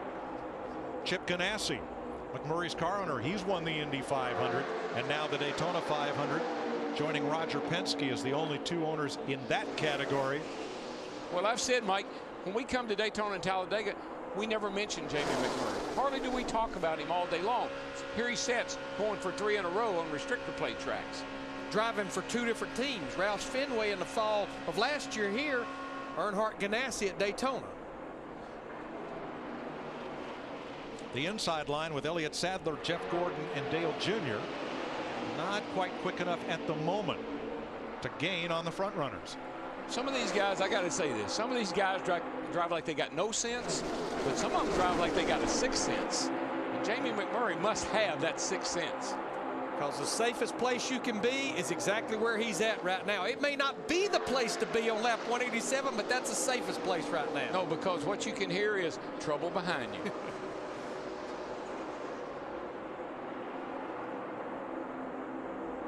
Looking at Greg Biffle in that 16 car, boy, he wiggled right there. They were considering on an earlier pit stop changing the shot. Greg Irwin, the crew chief, said, "No, what? We're not going to give up that track position." This time by 30 laps to go, and there are still 20 or more that can win it. NASCAR Sprint Cup Racing on Fox is sponsored by Chevy. Every model is backed by a 5-year, 100,000-mile powertrain limited warranty. By Old Spice Matterhorn, one of 4 fresh new scents from Old Spice. And by AT&T, rethink possible. Don't forget to vote for the fastest pit crew. Text your pick to 2258, delivered by AT&T, the nation's fastest 3G network. In our last race, Dale Jr.'s 88 crew's total pit time for the entire race was the least of any team. Jeff Hammond's picks today, the pit crews of Kyle Busch, Jeff Burton, and Dale Earnhardt Jr. rank at the top. 26 laps to go. Folks, you are watching the most competitive race in the 60-plus year history of NASCAR. 29 different leaders, 86 different lead changes, and we're far from done. And here's what I think it was going to shape up. That 2-car breakaway that we saw here last year, I think that caught everybody out. I think everybody was kind of still shaking their head saying, what is that all about? They are aware of it this year. And what's going to happen is we're going to have some cars try that, but there's going to be some blocking going on. And when the blocking starts, the wrecking starts. When we come to the stripe this time, we'll have 25 laps to go. What I feel is of those 25 laps, 24 3/4 of them is going to be a moot point. I think it's going to come down to the last quarter of that last lap coming to the checkered flag. Remember this number, 148. Not just at the start-finish line, but all the lead changes back and forth today. That's how many we've had so far. And it's been such a clean race. But, man, just with restrictor plates, the way these cars are, you've got to get aggressive and start pushing people when you get down there to the end here. You just can't help it. You're not going to sit there and run 10th, 15th. Jeff Burton has had one of the best cars today. 49 races since his last victory in the series. He had a couple of coulda, woulda, shouldas this season already, though. He did, and Mike, just thinking back to practice, I mean, that was the premier car in practice. He and David Rudiman were the 2 best cars, both practice sessions we had here. Last time around, Jimmy Johnson dropped to the inside to try to move along with the 11 of Denny Hamlin. And might have got a little too much shove right there. Well, again, what Denny Hamlin did to him, you'll see it here going off into the corner. He hits him right there. That's just about the time the 48 car is making the turn. That's just where we are, though, guys. Right now, we're getting aggressive. He says, "Okay, I'm sorry. I'll push you back to the lead." Will that make up for it? We'll see. Well, that's the only 2 cars on the bottom right now in our top 18, 19 cars. I think you got to get those 2 cars on that high side to make that 2-car breakaway work. When you're in 18th place with 24 laps to go, these become the desperate hours right here. You become very frustrated because you know that time is slipping away, and you know you got to have some help to get up there. Things are starting to get tense. But Darrell, what I was seeing right there with our pointers, those 2 cars staying just like that, ever so slowly, they are gaining on that leader, Jeff Burton, in the 31. 23 laps to go in the Aaron's 499 at Talladega. Jeff Burton out front.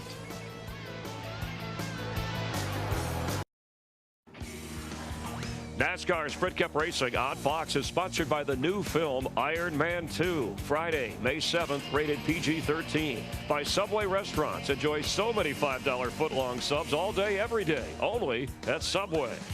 And by Sprint, proud sponsor of the NASCAR Sprint Cup Series.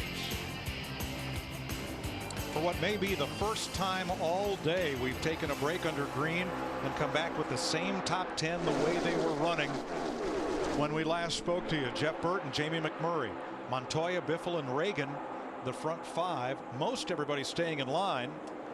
And they just lapped Casey Kane. Remember the miscue entering pit road? That dearly cost Casey. He lost his momentum, had to pit by himself, and couldn't catch back up with the draft. He's just gone a lap down. We just quit playing offense, and now we're playing defense. We're thinking the same thing. To me, this is like the 2-minute warning. Yes, sir. Of a very close football game. We're going to breathe for a second and regroup. What are they thinking in the middle of that draft? How about Jeff Gordon in 11th place? Yeah, that 43, if we're nose to tail, I'm his best friend.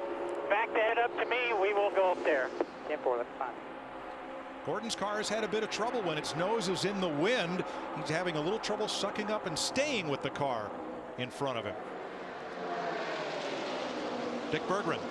With Lance McGrew, Dale Earnhardt Jr.'s crew chief, what's the winning strategy for you guys? I tell you what, the National Guard car has been awesome all day long. And I think you just got to put yourself in the right position. You know, Dale is the best at that, so we're just going to have to see how it works. It's kind of hard to say. It's like it's been a revolving door in the front all day long, so you can't go too early, but you can't go too late. It's going to be tough.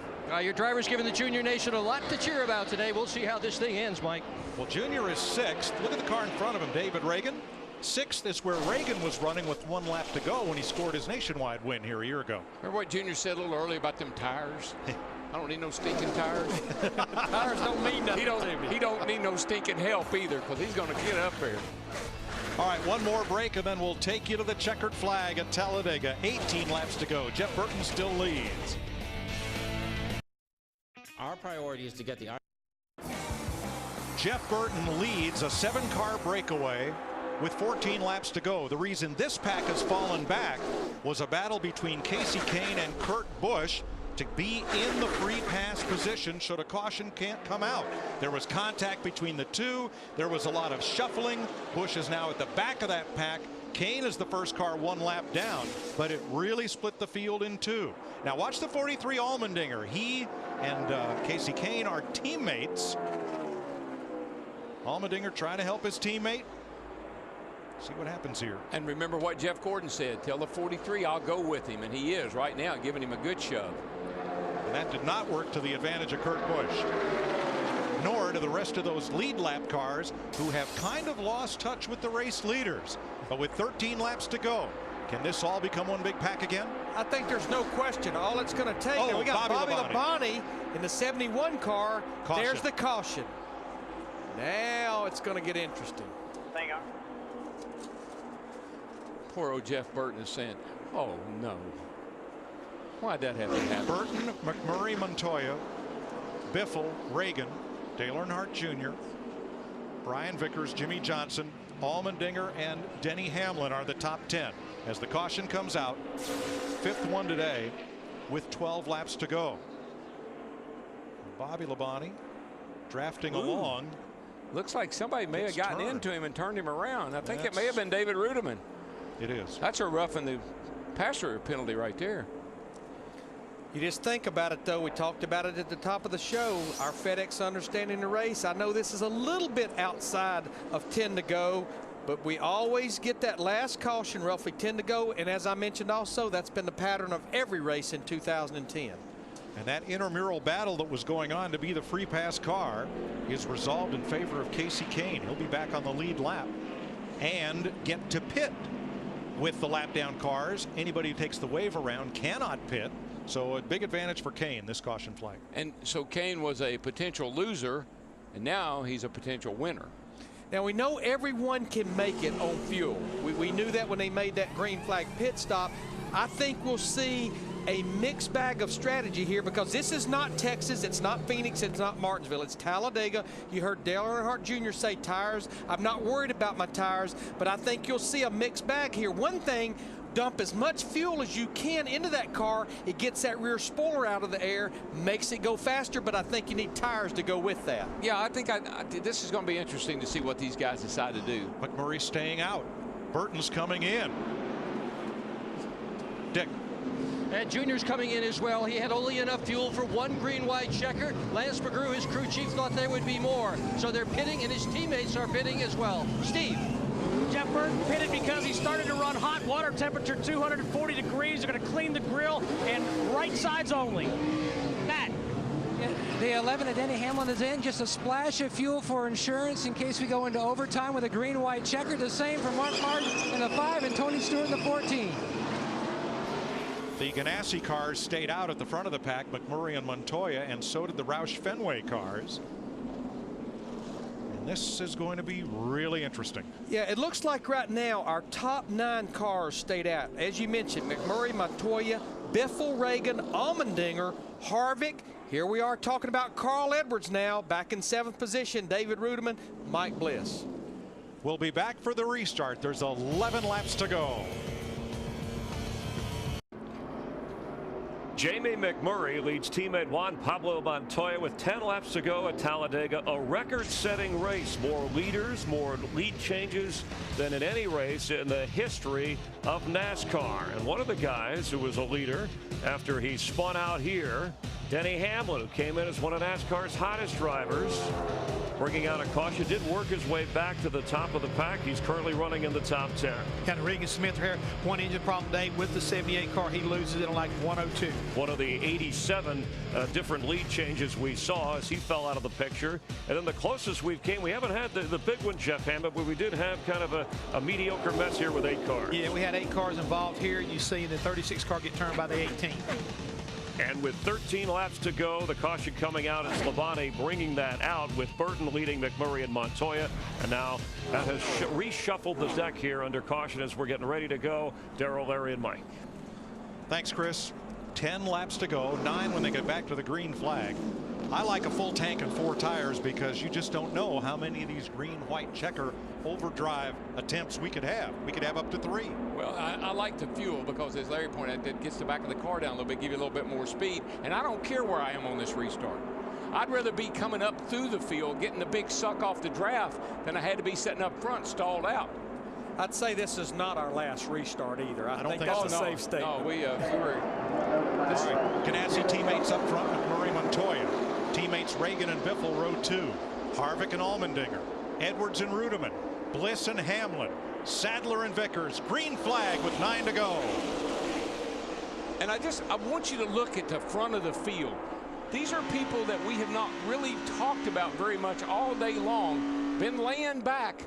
Strategy might just pay off. Now, what was interesting, McMurray in the 1 with Biffle in the 16 behind him, took it up high through 1 and 2, trying to get the momentum. Remember, with this carburetor restrictor plate, it takes about a lap to get that engine wound up. McMurray might have been hoping to come up in front of his teammate Montoya because there are no teammates working together at the front of this pack right now. Plenty of time to sort that out, however. Yeah, well, right now you're singing that song. I'm a wishing and I'm a hoping, and I'm a planning and I'm a praying. That caution was a huge break for a lot of guys that had lost the draft. Who brushed the wall there? Looked like Biffle might have brushed it a little bit. McMurray leads from Biffle, Montoya, and Reagan. And Mr. Where did he come from in 5th place? Kevin Harvick. Don't count him out. If you're in the front of this field, you want to stay just like this. If you're about 10th or 12th on back, you want to get down there and start digging up that inside with somebody. And here they come on the bottom. That's Stewart leading the inside row. Tony Stewart with Dale Jr. Familiar drafting partners from every time we go to Daytona. The 14 and the 88 just seem to find each other and hook up. And what's interesting about that 88 car tucked up behind that 14, Dick Bergman was telling me under that caution, Dale Earnhardt Jr. asked his crew chief, Lance McGrew, how hot can I get this engine? How long can I stay tucked up behind the car? I think the thing that you got to be able to do, though, is you got to be able to sit here and wait just a little bit longer if you're in that outside line. Whoa!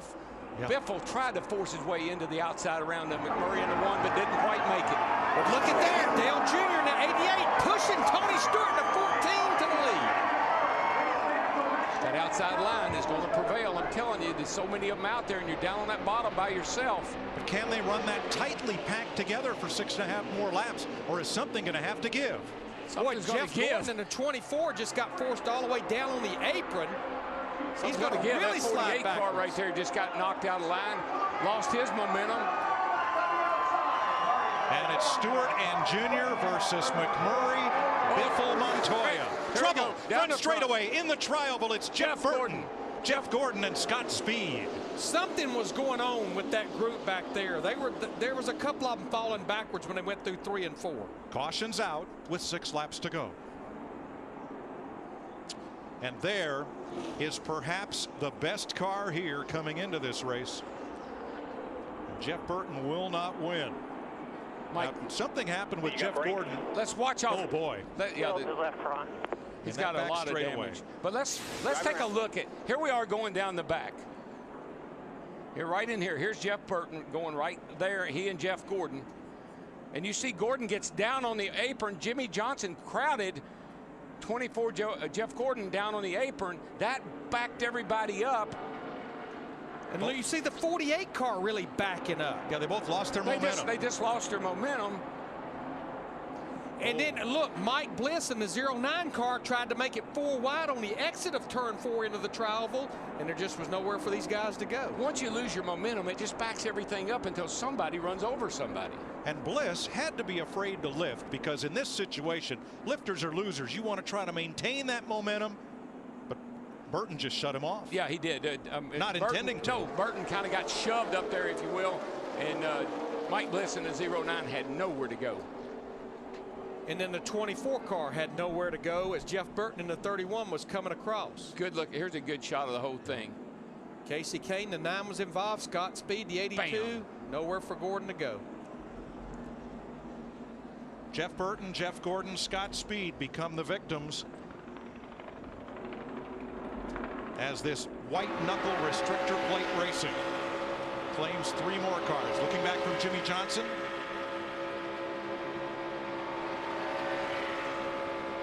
Under the 5th caution. Jeff Gordon's crew chief Steve Letarte. That's such a killer. What a season it's been. They could have, maybe should have been in victory lane 2 or 3 times this year. At least 3 times. Yep. Well, had the best car at Texas. Led 124 laps, late race crash. Martinsville led the last restart. Vegas, he just got passed by his teammate late. Little damage on Jimmy's car to the left rear, and you see the lettering rubbed off that left rear tire. Yeah, they're going to have to come to pit I'm pretty road. sure they will, Larry, Yeah. because they learned from last week's minor contact on the left front fender, cut a tire down. I know we don't have many laps to go. That might be a factor. But Mike, you mentioned it. What a shame as we look at that 31 car of Jeff Burton. You know, we knew from Friday's practice he had one of the cars to beat. Jeff Gordon, they were pointing at the ground, might have been a little fluid. Now see what's happening here because of the torrential rain yesterday. They're afraid to back that wrecker down into the grass because they fear it will get stuck. So they're going to roll out the nylon tape, that long sling to hook it to, so the wrecker can stay on the pavement. We're 5 laps to go, and we're almost certainly going to go into overdrive here unless they stop the cars, which with the green-white checker 3 times rule, they would not have to do. No, they don't have to do that. They're going to ratchet this car out of here, and we might get back to green flag racing with 3 to go. Yeah, there's cable from the wrecker on back to that nylon tow strap, and a little bit of a debris field down here.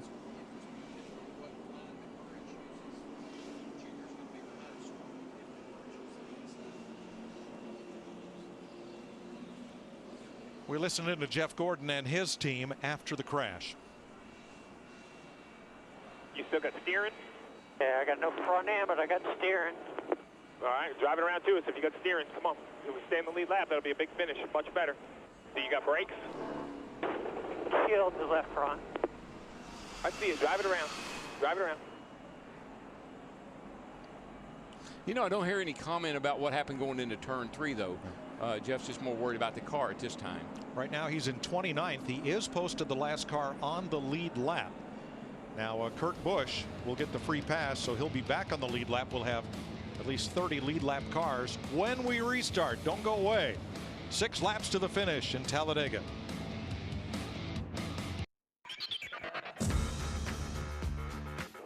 Green, green, green. 31 one car is fast, man. But you're getting a shove inside lane, 3 wide. And you're really doing a good job, man. Inside, no help. Oh, you got a lot of help. 100% my fault. I mean, I ran into the backup, but... Thanks, Kyle. Jack Roush's hats on the track. 4 laps to go in Talladega. We're under caution. Pit road is open, and so far, no takers. Jamie McMurray still has 312 miles to race when this one's over. He's driving for Dale Jr. in the nationwide race. Now a few takers toward the tail end of the line, including Jimmy Johnson, come to pit lane. Yeah, he's got Allmendinger. He's got to fix that quarter panel. I think there's a more rub there than he wants to have to deal with. Saw Casey Kane. He got some damage in that wreck as well in that 9 car. Matt? Mike, Jimmy was complaining about some smoke inside the cockpit because of the tire rub, so they're going to take that left rear off, pound out that quarter panel, try to repair the cosmetic damage as much as possible before we get ready. The right side looks good. That gives a thumb up to Chad Canals. A little more work, and 48 will be back out on the track. As far as the 1 car on fuel, they've got about 4 gallons is what they're saying to their driver. Should be plenty. Casey Kane also stopped under this caution. Now 11 drivers are doing double duty, including McMurray. They'll run the second half of the doubleheader because of yesterday's rainout. And a very thoughtful story on a great website, NASCARinsiders.com, said don't forget, not just drivers, but a lot of these pit crews will pit both races, and quite a number of the spotters will also work the doubleheader today. So going to be a long day for a lot of them. And think about the fans that got here early this morning.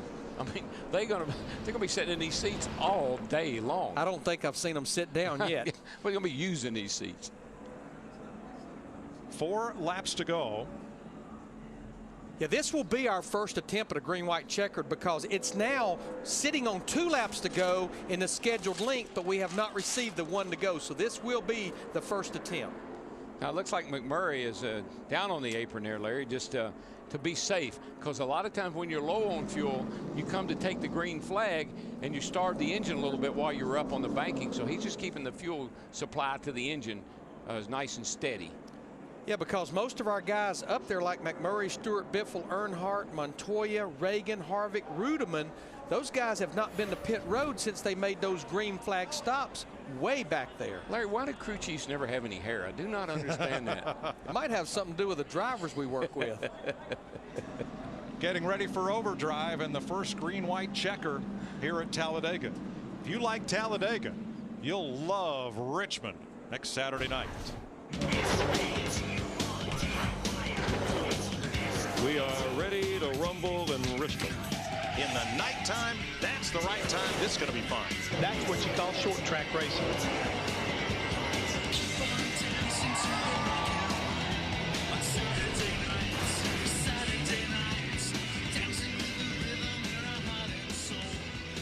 Under the lights Saturday night. Oh, that's short track style.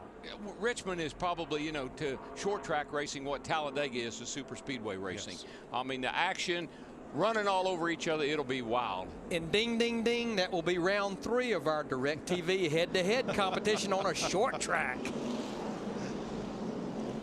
My bracket is so busted. All right.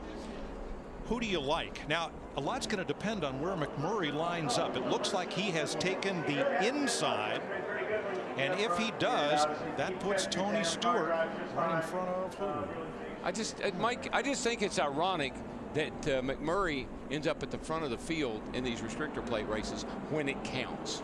But you look at the lineup, if he'd taken the outside, he'd have Junior behind him. But by taking the inside, it leaves 2 of the sport's favorite drafting partners, Tony Stewart and Dale Jr., nose to tail. It's a catch-22 here, Mike. You don't want to give up the bottom. You have to protect the bottom. That yellow line, Darrell told Brandon this before the ARCA race, that double yellow line is your best friend, but you'd love to be in the high side to get the thing wound up. Yeah, for the momentum, but I think McMurray likes Biffle better than he would like to have Tony Stewart behind him, because he knows Biffle will stay with him. Now these guys, they need to get this race going. They've got enough fuel to get to the end, but under caution, you see them down on the flat. The fuel pickup is in the right rear corner, so at slow speed, the fuel runs away from the pickup. These guys need to get this thing going back again, green flag racing. On the inside, McMurray, Biffle, Montoya, and Harvick. On the outside, Stewart, Junior, Reagan, Rudeman. Who's going to win it? Green-white checker. Here we go. Green flag in here. They get a little bit of an advantage. That inside does not much. You know, the other thing he may have considered, Larry, look who's the third car in line. His teammate. And it is the inside line that goes. And they just slid up in front of Tony Stewart in the 14 and Junior in the 88. That's what they needed to do. Protect the bottom and then slide up through 1 and 2. I'm almost certain McMurray knew that Biffle would go wherever he went. He wasn't so sure about Junior or Tony Stewart. Drag race. Down the back straightaway. Now it's cat and mouse. Who's going to go? Who's going to go where? If the leader takes the white flag under green, the next flag will end the race. Oh, around goes Newman. Newman up into Logano. 5 cars into the wall. 7. Caution. Caution is out. The race is not complete. Not complete. Had to get to the white flag to be complete. What did we say 30 laps ago? You said, Darrell, not sure if you want to be around Ryan Newman. His luck here is not very good. And no disrespect to him as a driver. Not at all. He is just snake bit on these restrictor plate tracks. That's his second car of the weekend. Keselowski, last year's winner in the 12. Elliott Sadler in the 19, who's come across on his roof here a few times. Joey Logano, last year's Rookie of the Year, and here is Marcus Ambrose climbing out. And look at Bobby Labonte's car. That's a shame. It's slayed. See if we can figure out what started this. Labonte up high, 4 wide. 4 wide is usually not a very good thing. The 20 car of Logano gets into the back of Ryan Newman, and the 39 started this whole mess. I almost wonder if the 39 of Newman didn't say, uh-oh, we're 4 wide, and maybe even eased out the throttle a little bit. Maybe this aerial view will show it, Darrell. Let's see what we got here. We got a wad of cars going off in the corner. They're going to get 4 wide. You're going to see this, and here's the 39 right out here. 4 wide. You see there's plenty of room right there. Plenty of room. I think that Logano just got in. I think Logano thought he could give him a push, clear that pack of cars, and go to the front. And he got him in the wrong place. We saw Carl Edwards do this to Greg Biffle here a couple of years ago. See Vickers in the 83 involved, a car that led a bunch of laps, and Casey Kane in the 9 just had recovered from the repairs from the last wreck.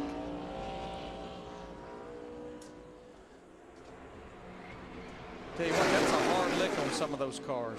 So many times, you know, we kind of slow things down so we can see what the fans at home and everybody can see what's going on. When it's real time, it's real violent. Riding with Jimmy Johnson. Front of you, spin in front of you, spin in front of you, spin in front of you, spin in front of you. Stay to the bottom, stay to the bottom. That man was lucky. Clear. All right, it's reported that all drivers are out of their cars and are okay. Let's get out of Greg Biffle's pit. Krista. Little bit of panic down here in the 16. You see Greg Irwin up on the pit box shaking his head. That's because they are very close on fuel. If NASCAR chooses, while they clean up the debris, to run these laps under caution, Biffle could run out. They actually have the fuel cans ready in the 16 just in case they have to come in, which would be detrimental and devastating if they have to come in for fuel. Okay, you know, I always say I can't live in the what if. I gotta deal with what I know, and the what if here would be, what if we have more than one green white checkered? That's what's happened to the 16 team. So the second place car is low on fuel. What about the leader, Matt? And catching up with Kevin Bonomania. Now the computer says you should be good, but going back over your numbers, are you still good? Well, Gary Putnam does a great job with the pencil and paper, and Randall does a good job with the computer. So. We're going to be close, that's for sure. You know, it just depends on how long this caution lasts. Hopefully they red flag it. Jamie said there's several cars back there and a lot of debris. So, you know, this reminds me a lot like the fall Talladega race, and we had enough gas to make it there. And, you know, we got in a wreck on the last lap. So it's been a fairly eventful Talladega race. So, you know, we'll just wait and see what happens here. I'm just proud of the whole team. We've run up front and got our sponsor Johnny Morris here, and just hopefully it'll finish out the correct way.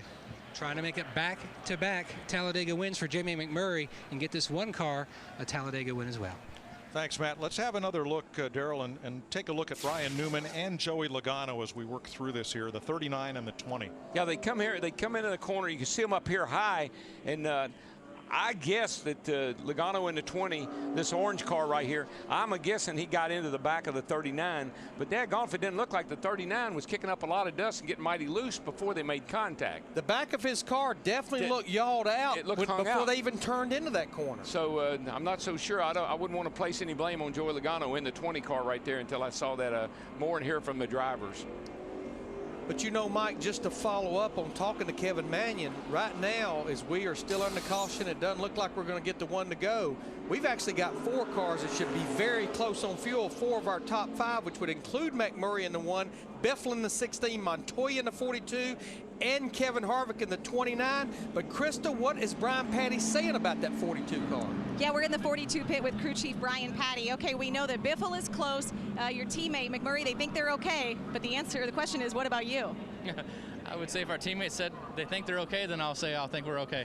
Same motors, same cars, same setups. It's going to be interesting. It's crazy that it's come down to this, but you know, that's what the fans wanted. How close are you on fuel? I'm not going to disclose that information. That's what I thought. Thanks, Brian. You know why? He has no idea. That's right. I would like to tell you, but I don't know. You know, when you get stopped for speeding and the cop says, how fast were you going? Gosh, I'm just not sure. Well, here's one reason it's so hard to figure fuel mileage, Mike. You have all these programs to figure it. All these guys were on pit road about 146 to lap 147. When you're in the draft, you're getting better fuel mileage. These cautions, it's kind of a 2-to-1 ratio, 2 caution laps to 1 green flag ratio. You don't know how much fuel you were using when your car was in the draft. Probably the biggest problem, Larry, is the element of surprise here. I don't think anybody expected to go 2 green-white checkers, so you didn't tell your driver to save fuel. You probably told him, get on up there and get the job done. They didn't watch my opening earlier in the day when I said I had thought we had a chance of going 3 green-white checkers. Robbie Gordon gets the free pass. And we'll be back on the lead lap. And we saw Logano's car being pushed to the garage and Jeff Burton's car under repair. He may get back into the race. We're not done yet, folks. Stay with us.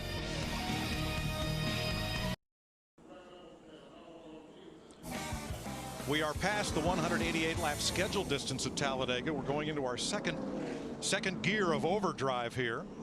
And Dick Berggren is with Ryan Newman. 3 big crashes in 3 consecutive Talladega races. What happened? We're going to show you the video. I know, I just got hit from behind. I think the 20 hit me. I had to run on the outside. We were 4 wide, and it just kept hitting me, and just turned me around. I mean, it's just the way it works. I mean, I would have done the same thing to him. We all never lifted coming up to turn 3. So, I mean, it was going to happen. It's just a matter of who it was and where it happened. So, got to thank Office Depot for jumping on and sponsoring us for this race, and Haas Automation. But it's Talladega Racing. What do you say? Or Talladega. You can't even say Talladega Racing. One day your luck will change. We can only hope. Now there's Logano's car under repair, but there are 7 cars in the lead pack that have not been to the pits for 46 laps or more. Biffle and McMurray, the 2 leaders, Montoya, Harvick, Carl Edwards, David Reagan, and David Rudiman. These are the drivers. Here is the lead as they go, and you can see that Tony Stewart's okay. Dale Jr., Denny Hamlin, Martin Truex, and Kyle Busch should have enough fuel. And what you've got to watch here on this restart, I talked about the fuel pickup being in the right rear of the fuel cell, that the fuel has not run away, and these things hesitate when they go to get up to speed. Yeah, because the guy behind you, he's not going to hesitate. No, sir. It'll be wide open. So this is sort of like that nightmare that these crew chiefs have to live every week now with the 3 attempts at a green-white checker. Do I have enough for 3 of those? I like the strategy as I heard it discussed this week. The crew chief has to plan for 3 restarts. The driver has to plan like the next one is the only one. Let's make sure we explain the green-white checkered procedure. Once the leader takes the white flag, no matter what, we then have a race. We have a race in the books. Right. As long as the leader takes the white flag under the green flag, the next flag, checkers or wreckers, ends the race.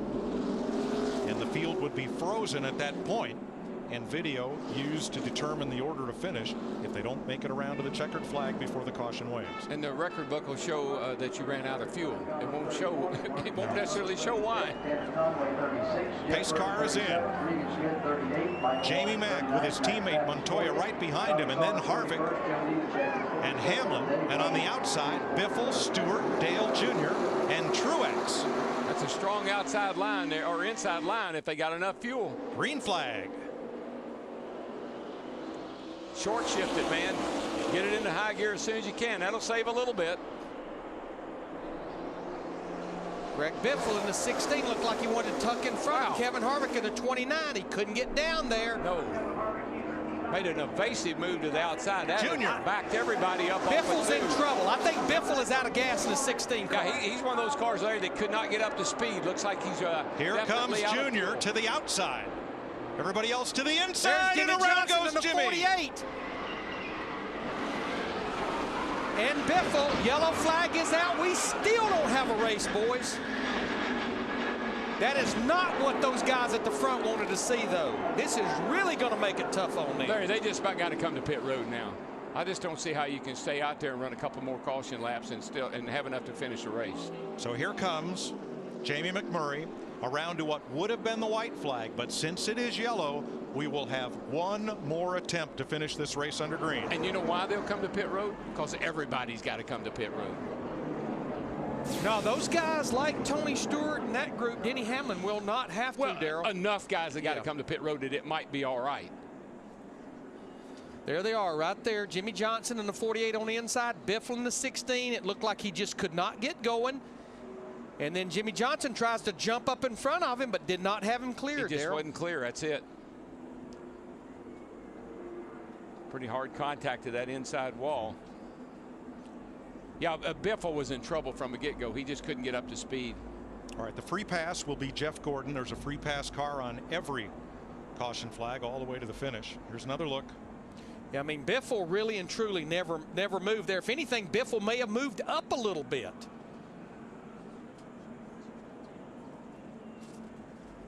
Boy, hats off to our NASCAR on Fox camera crew, because the pictures and these replays they've given you today have just been outstanding.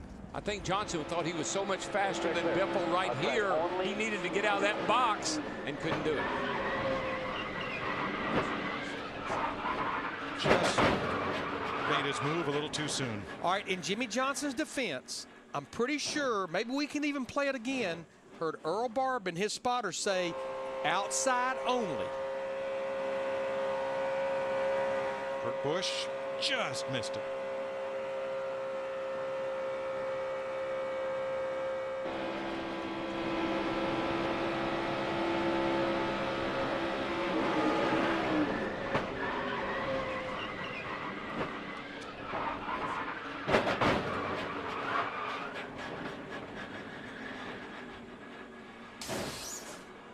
Wow. And Jimmy Johnson, who came in here as the point leader, will go off on the hook. And according to the positions of the moment, he would retain the point lead by 64 over Kevin Harvick. Greg Biffle might slip to third depending on how many positions he can regain when we restart.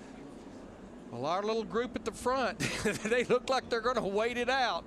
I think I'd have had to come. If I had any doubt, the way things are going, not so sure I wouldn't have come. Still 24. It'll be 25 lead lap cars with Jeff Gordon added.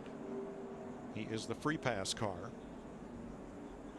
And now 6 with Biffle pitting. There are 6 drivers at risk of running out of fuel.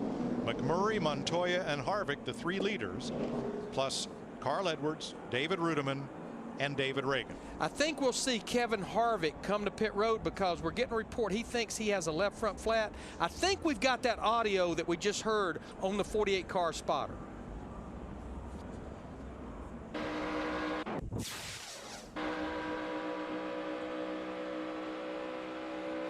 I got a whim, maybe run out of gas in the middle. 16's coming back your way, so 14 inside is clear, clear, clear, clear.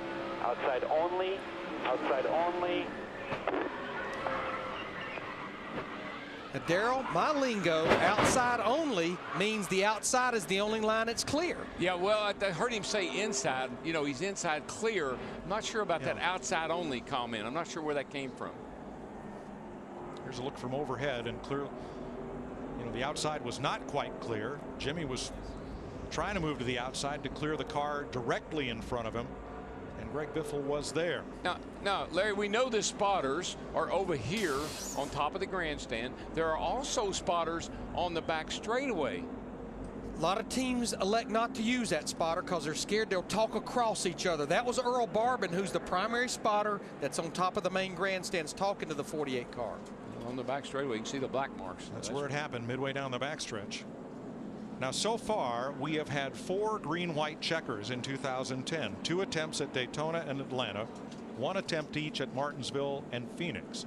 This will be the first time since the new rule was instituted that we will have 3 tries at green-white checker. What many people were talking about coming into Talladega, they thought might happen, has come to pass. That man leading the race at Daytona never led a lap in the 500-mile segment of the race. He led in the overtime segment of the race. Here he is again today, hoping he's got enough fuel. Kevin Harvick, the 29 car, he's going to ride this thing out. He elected not to come to pit road, thinking maybe he's got a left front tire in trouble. They're thinking maybe if we could just make 1 lap. 2.66 miles. We can just go around here 1 time. The first 3 cars, McMurray, Montoya, and Harvick, by now, Larry, have got to be on fumes. Oh, they've got to be. You know, the only question would be how much fuel they've been conserving under caution. Here's some audio from Montoya's team. We're not pitting. I'll run the son of a gun out of gas. I'm with you. Don't worry about that. Just keep doing the on-offs, okay? Best you can. This will be quicker. Juan Montoya has won on the road course in NASCAR. Brian Patty is crew chief. I like the way he is a gambler. He will go for it. Montoya has not won on an oval track in NASCAR. This would be a huge victory for the Colombian. He's won the Indy 500. He's won the Grand Prix of Monaco. This would rank right up there. If I remember correctly, it was fuel mileage that won him that race at Sonoma. And you know, guys in the top 5 that we think are in good shape, we talked about him a lot, is Denny Hamlin, that 11 car, but another car stayed at the back of the pack, out of trouble, Martin Truex Jr. in that 56 Napa car. We're riding with him right here, sitting in 5th. We know he's in good shape as far as fuel. Had a good top, 6th, I think he finished at Daytona in the Daytona 500, and here he is. So here's the situation. The green flag will restart the race.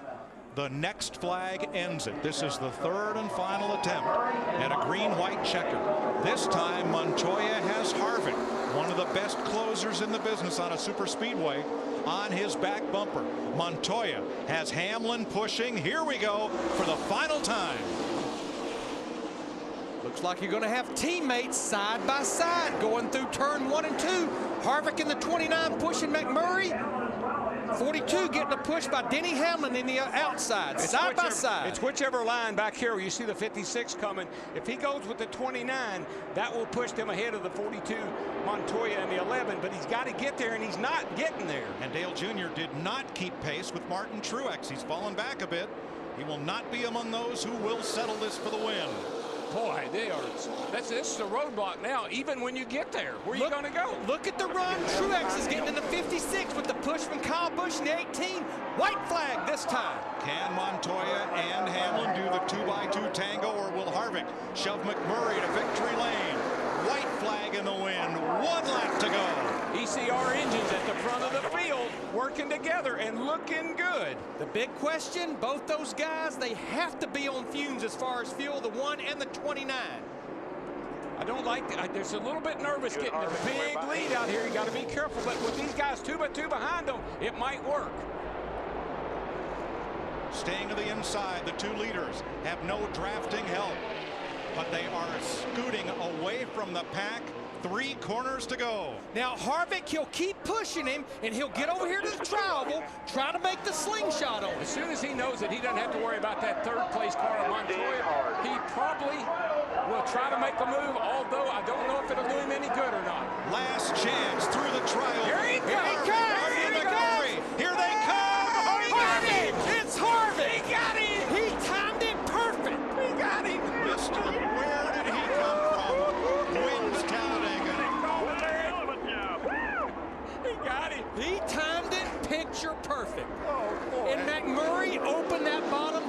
enough. I think McMurray thought, I've got it made because Harvick's not going to do anything. He can't afford to. Holy cow, look at Delana. She can't believe it. Awesome job, guys. Awesome job. I mean, that played out to the T. To the pass on the last lap. Yeah, baby. You wanted to be. You see what happened? He got him wiggling a little bit, Larry. Through the trial. Got him a little bit loose, and that's what won the race for him. When he went across the back of his bumper, got him a little loose, opened the door.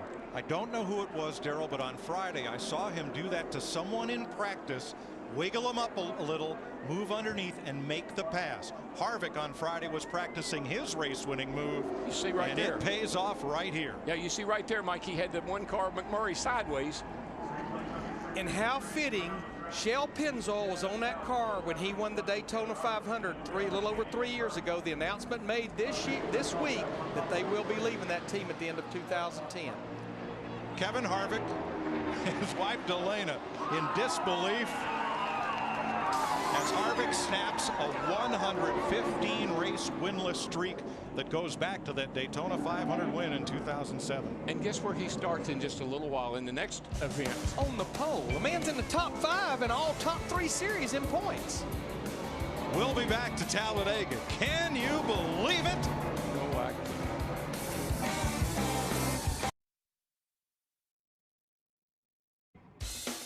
Promotional considerations provided by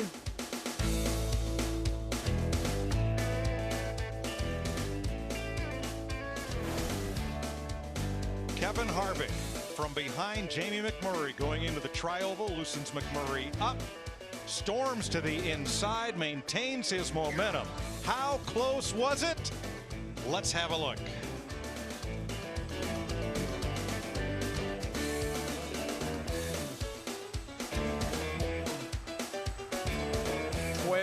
One-thousandths of a second. I believe I had to whack him one time, see if I could slow him down coming to the line. Chris Devota's in victory lane with Kevin Harvick.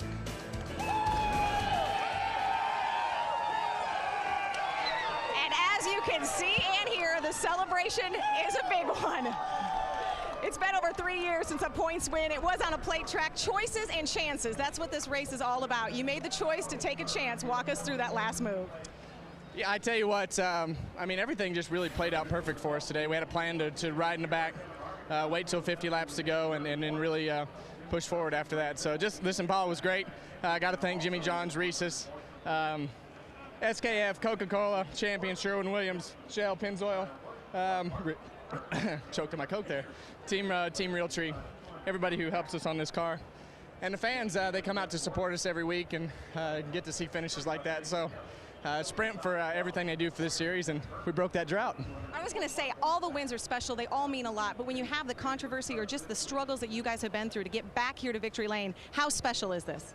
Well, I think the best part about it is our sponsors leaving, and you know, the best part about it is they can leave while we're winning. So that's the best part of the whole thing. Kevin couldn't wait for the celebration to begin. In fact, I think they had to cut your window net to get you out of there. Yeah, the latch froze up on the window net, so they had to cut the window net off with a knife. So that was a first, but winning here at Talladega is a first too. Congratulations, Kevin Harvick.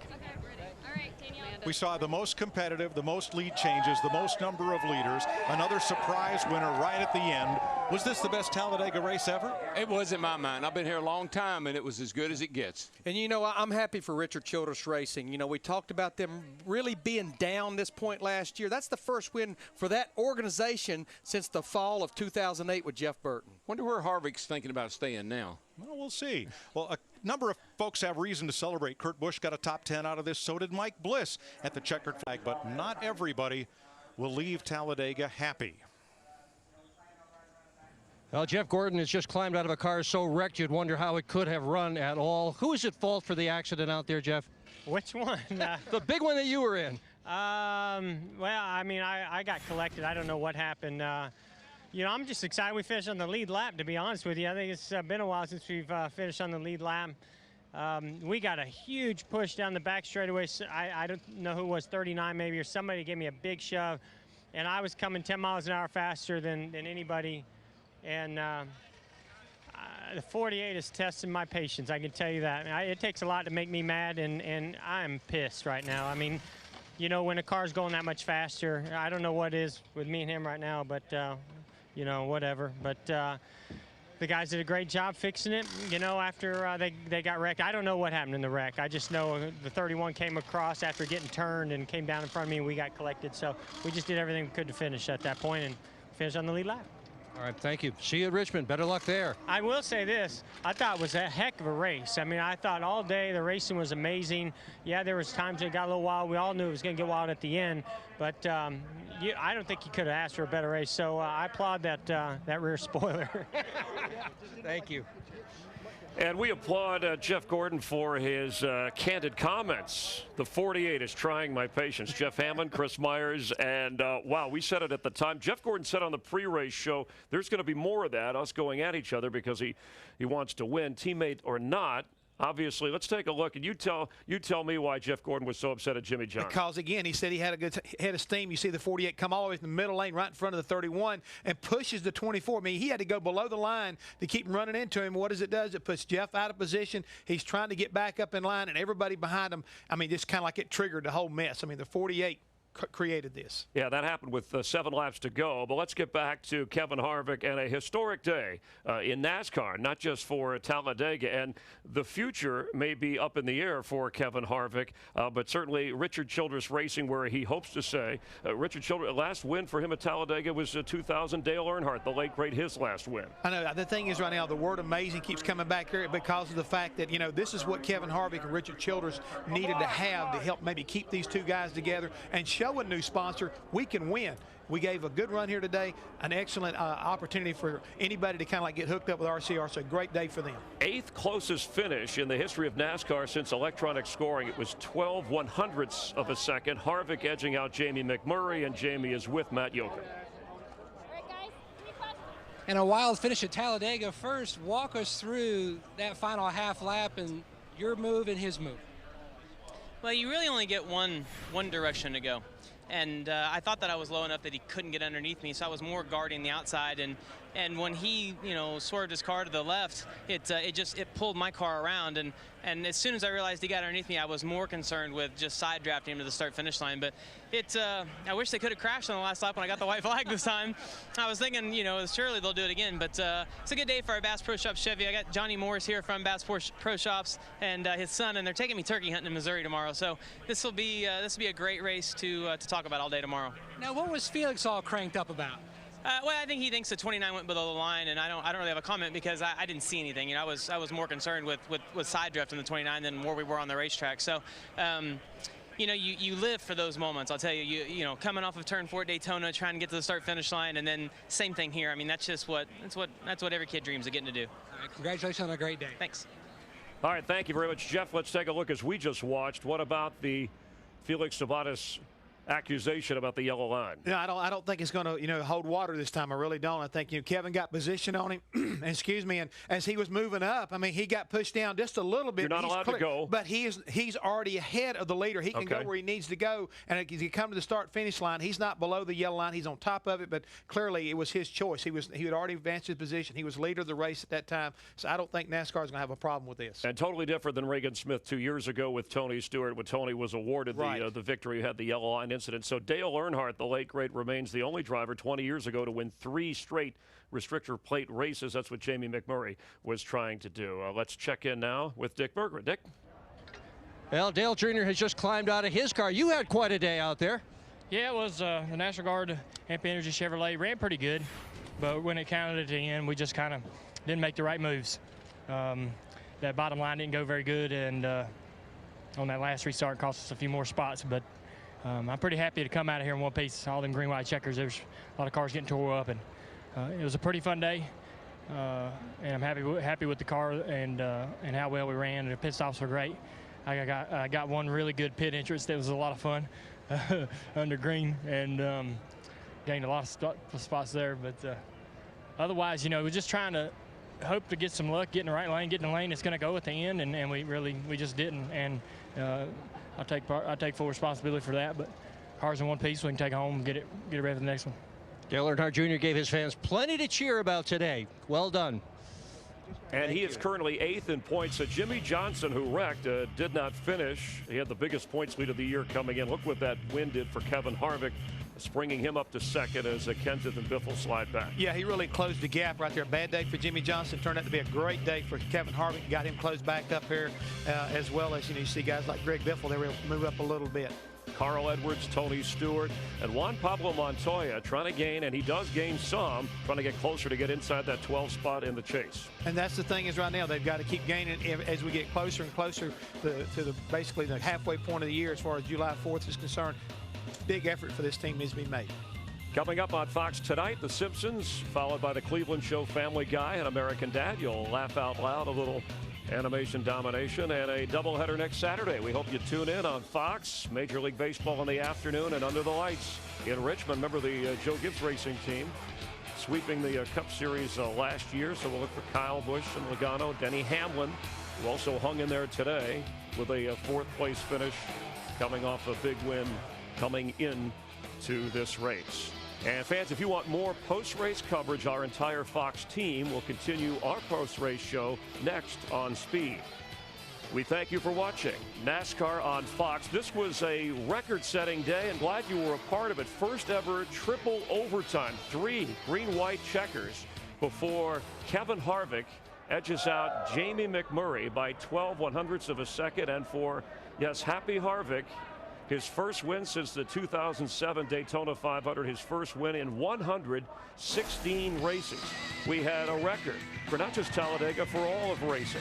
29 leaders, 88 lead changes, and drama at every turn. Not necessarily the big one when it came to a wreck, but the big finish and a historic day. We thank you for watching and congratulate all the drivers, including Kevin Harvick. I'm Chris Myers for our entire gang. Thanks for watching NASCAR on Fox.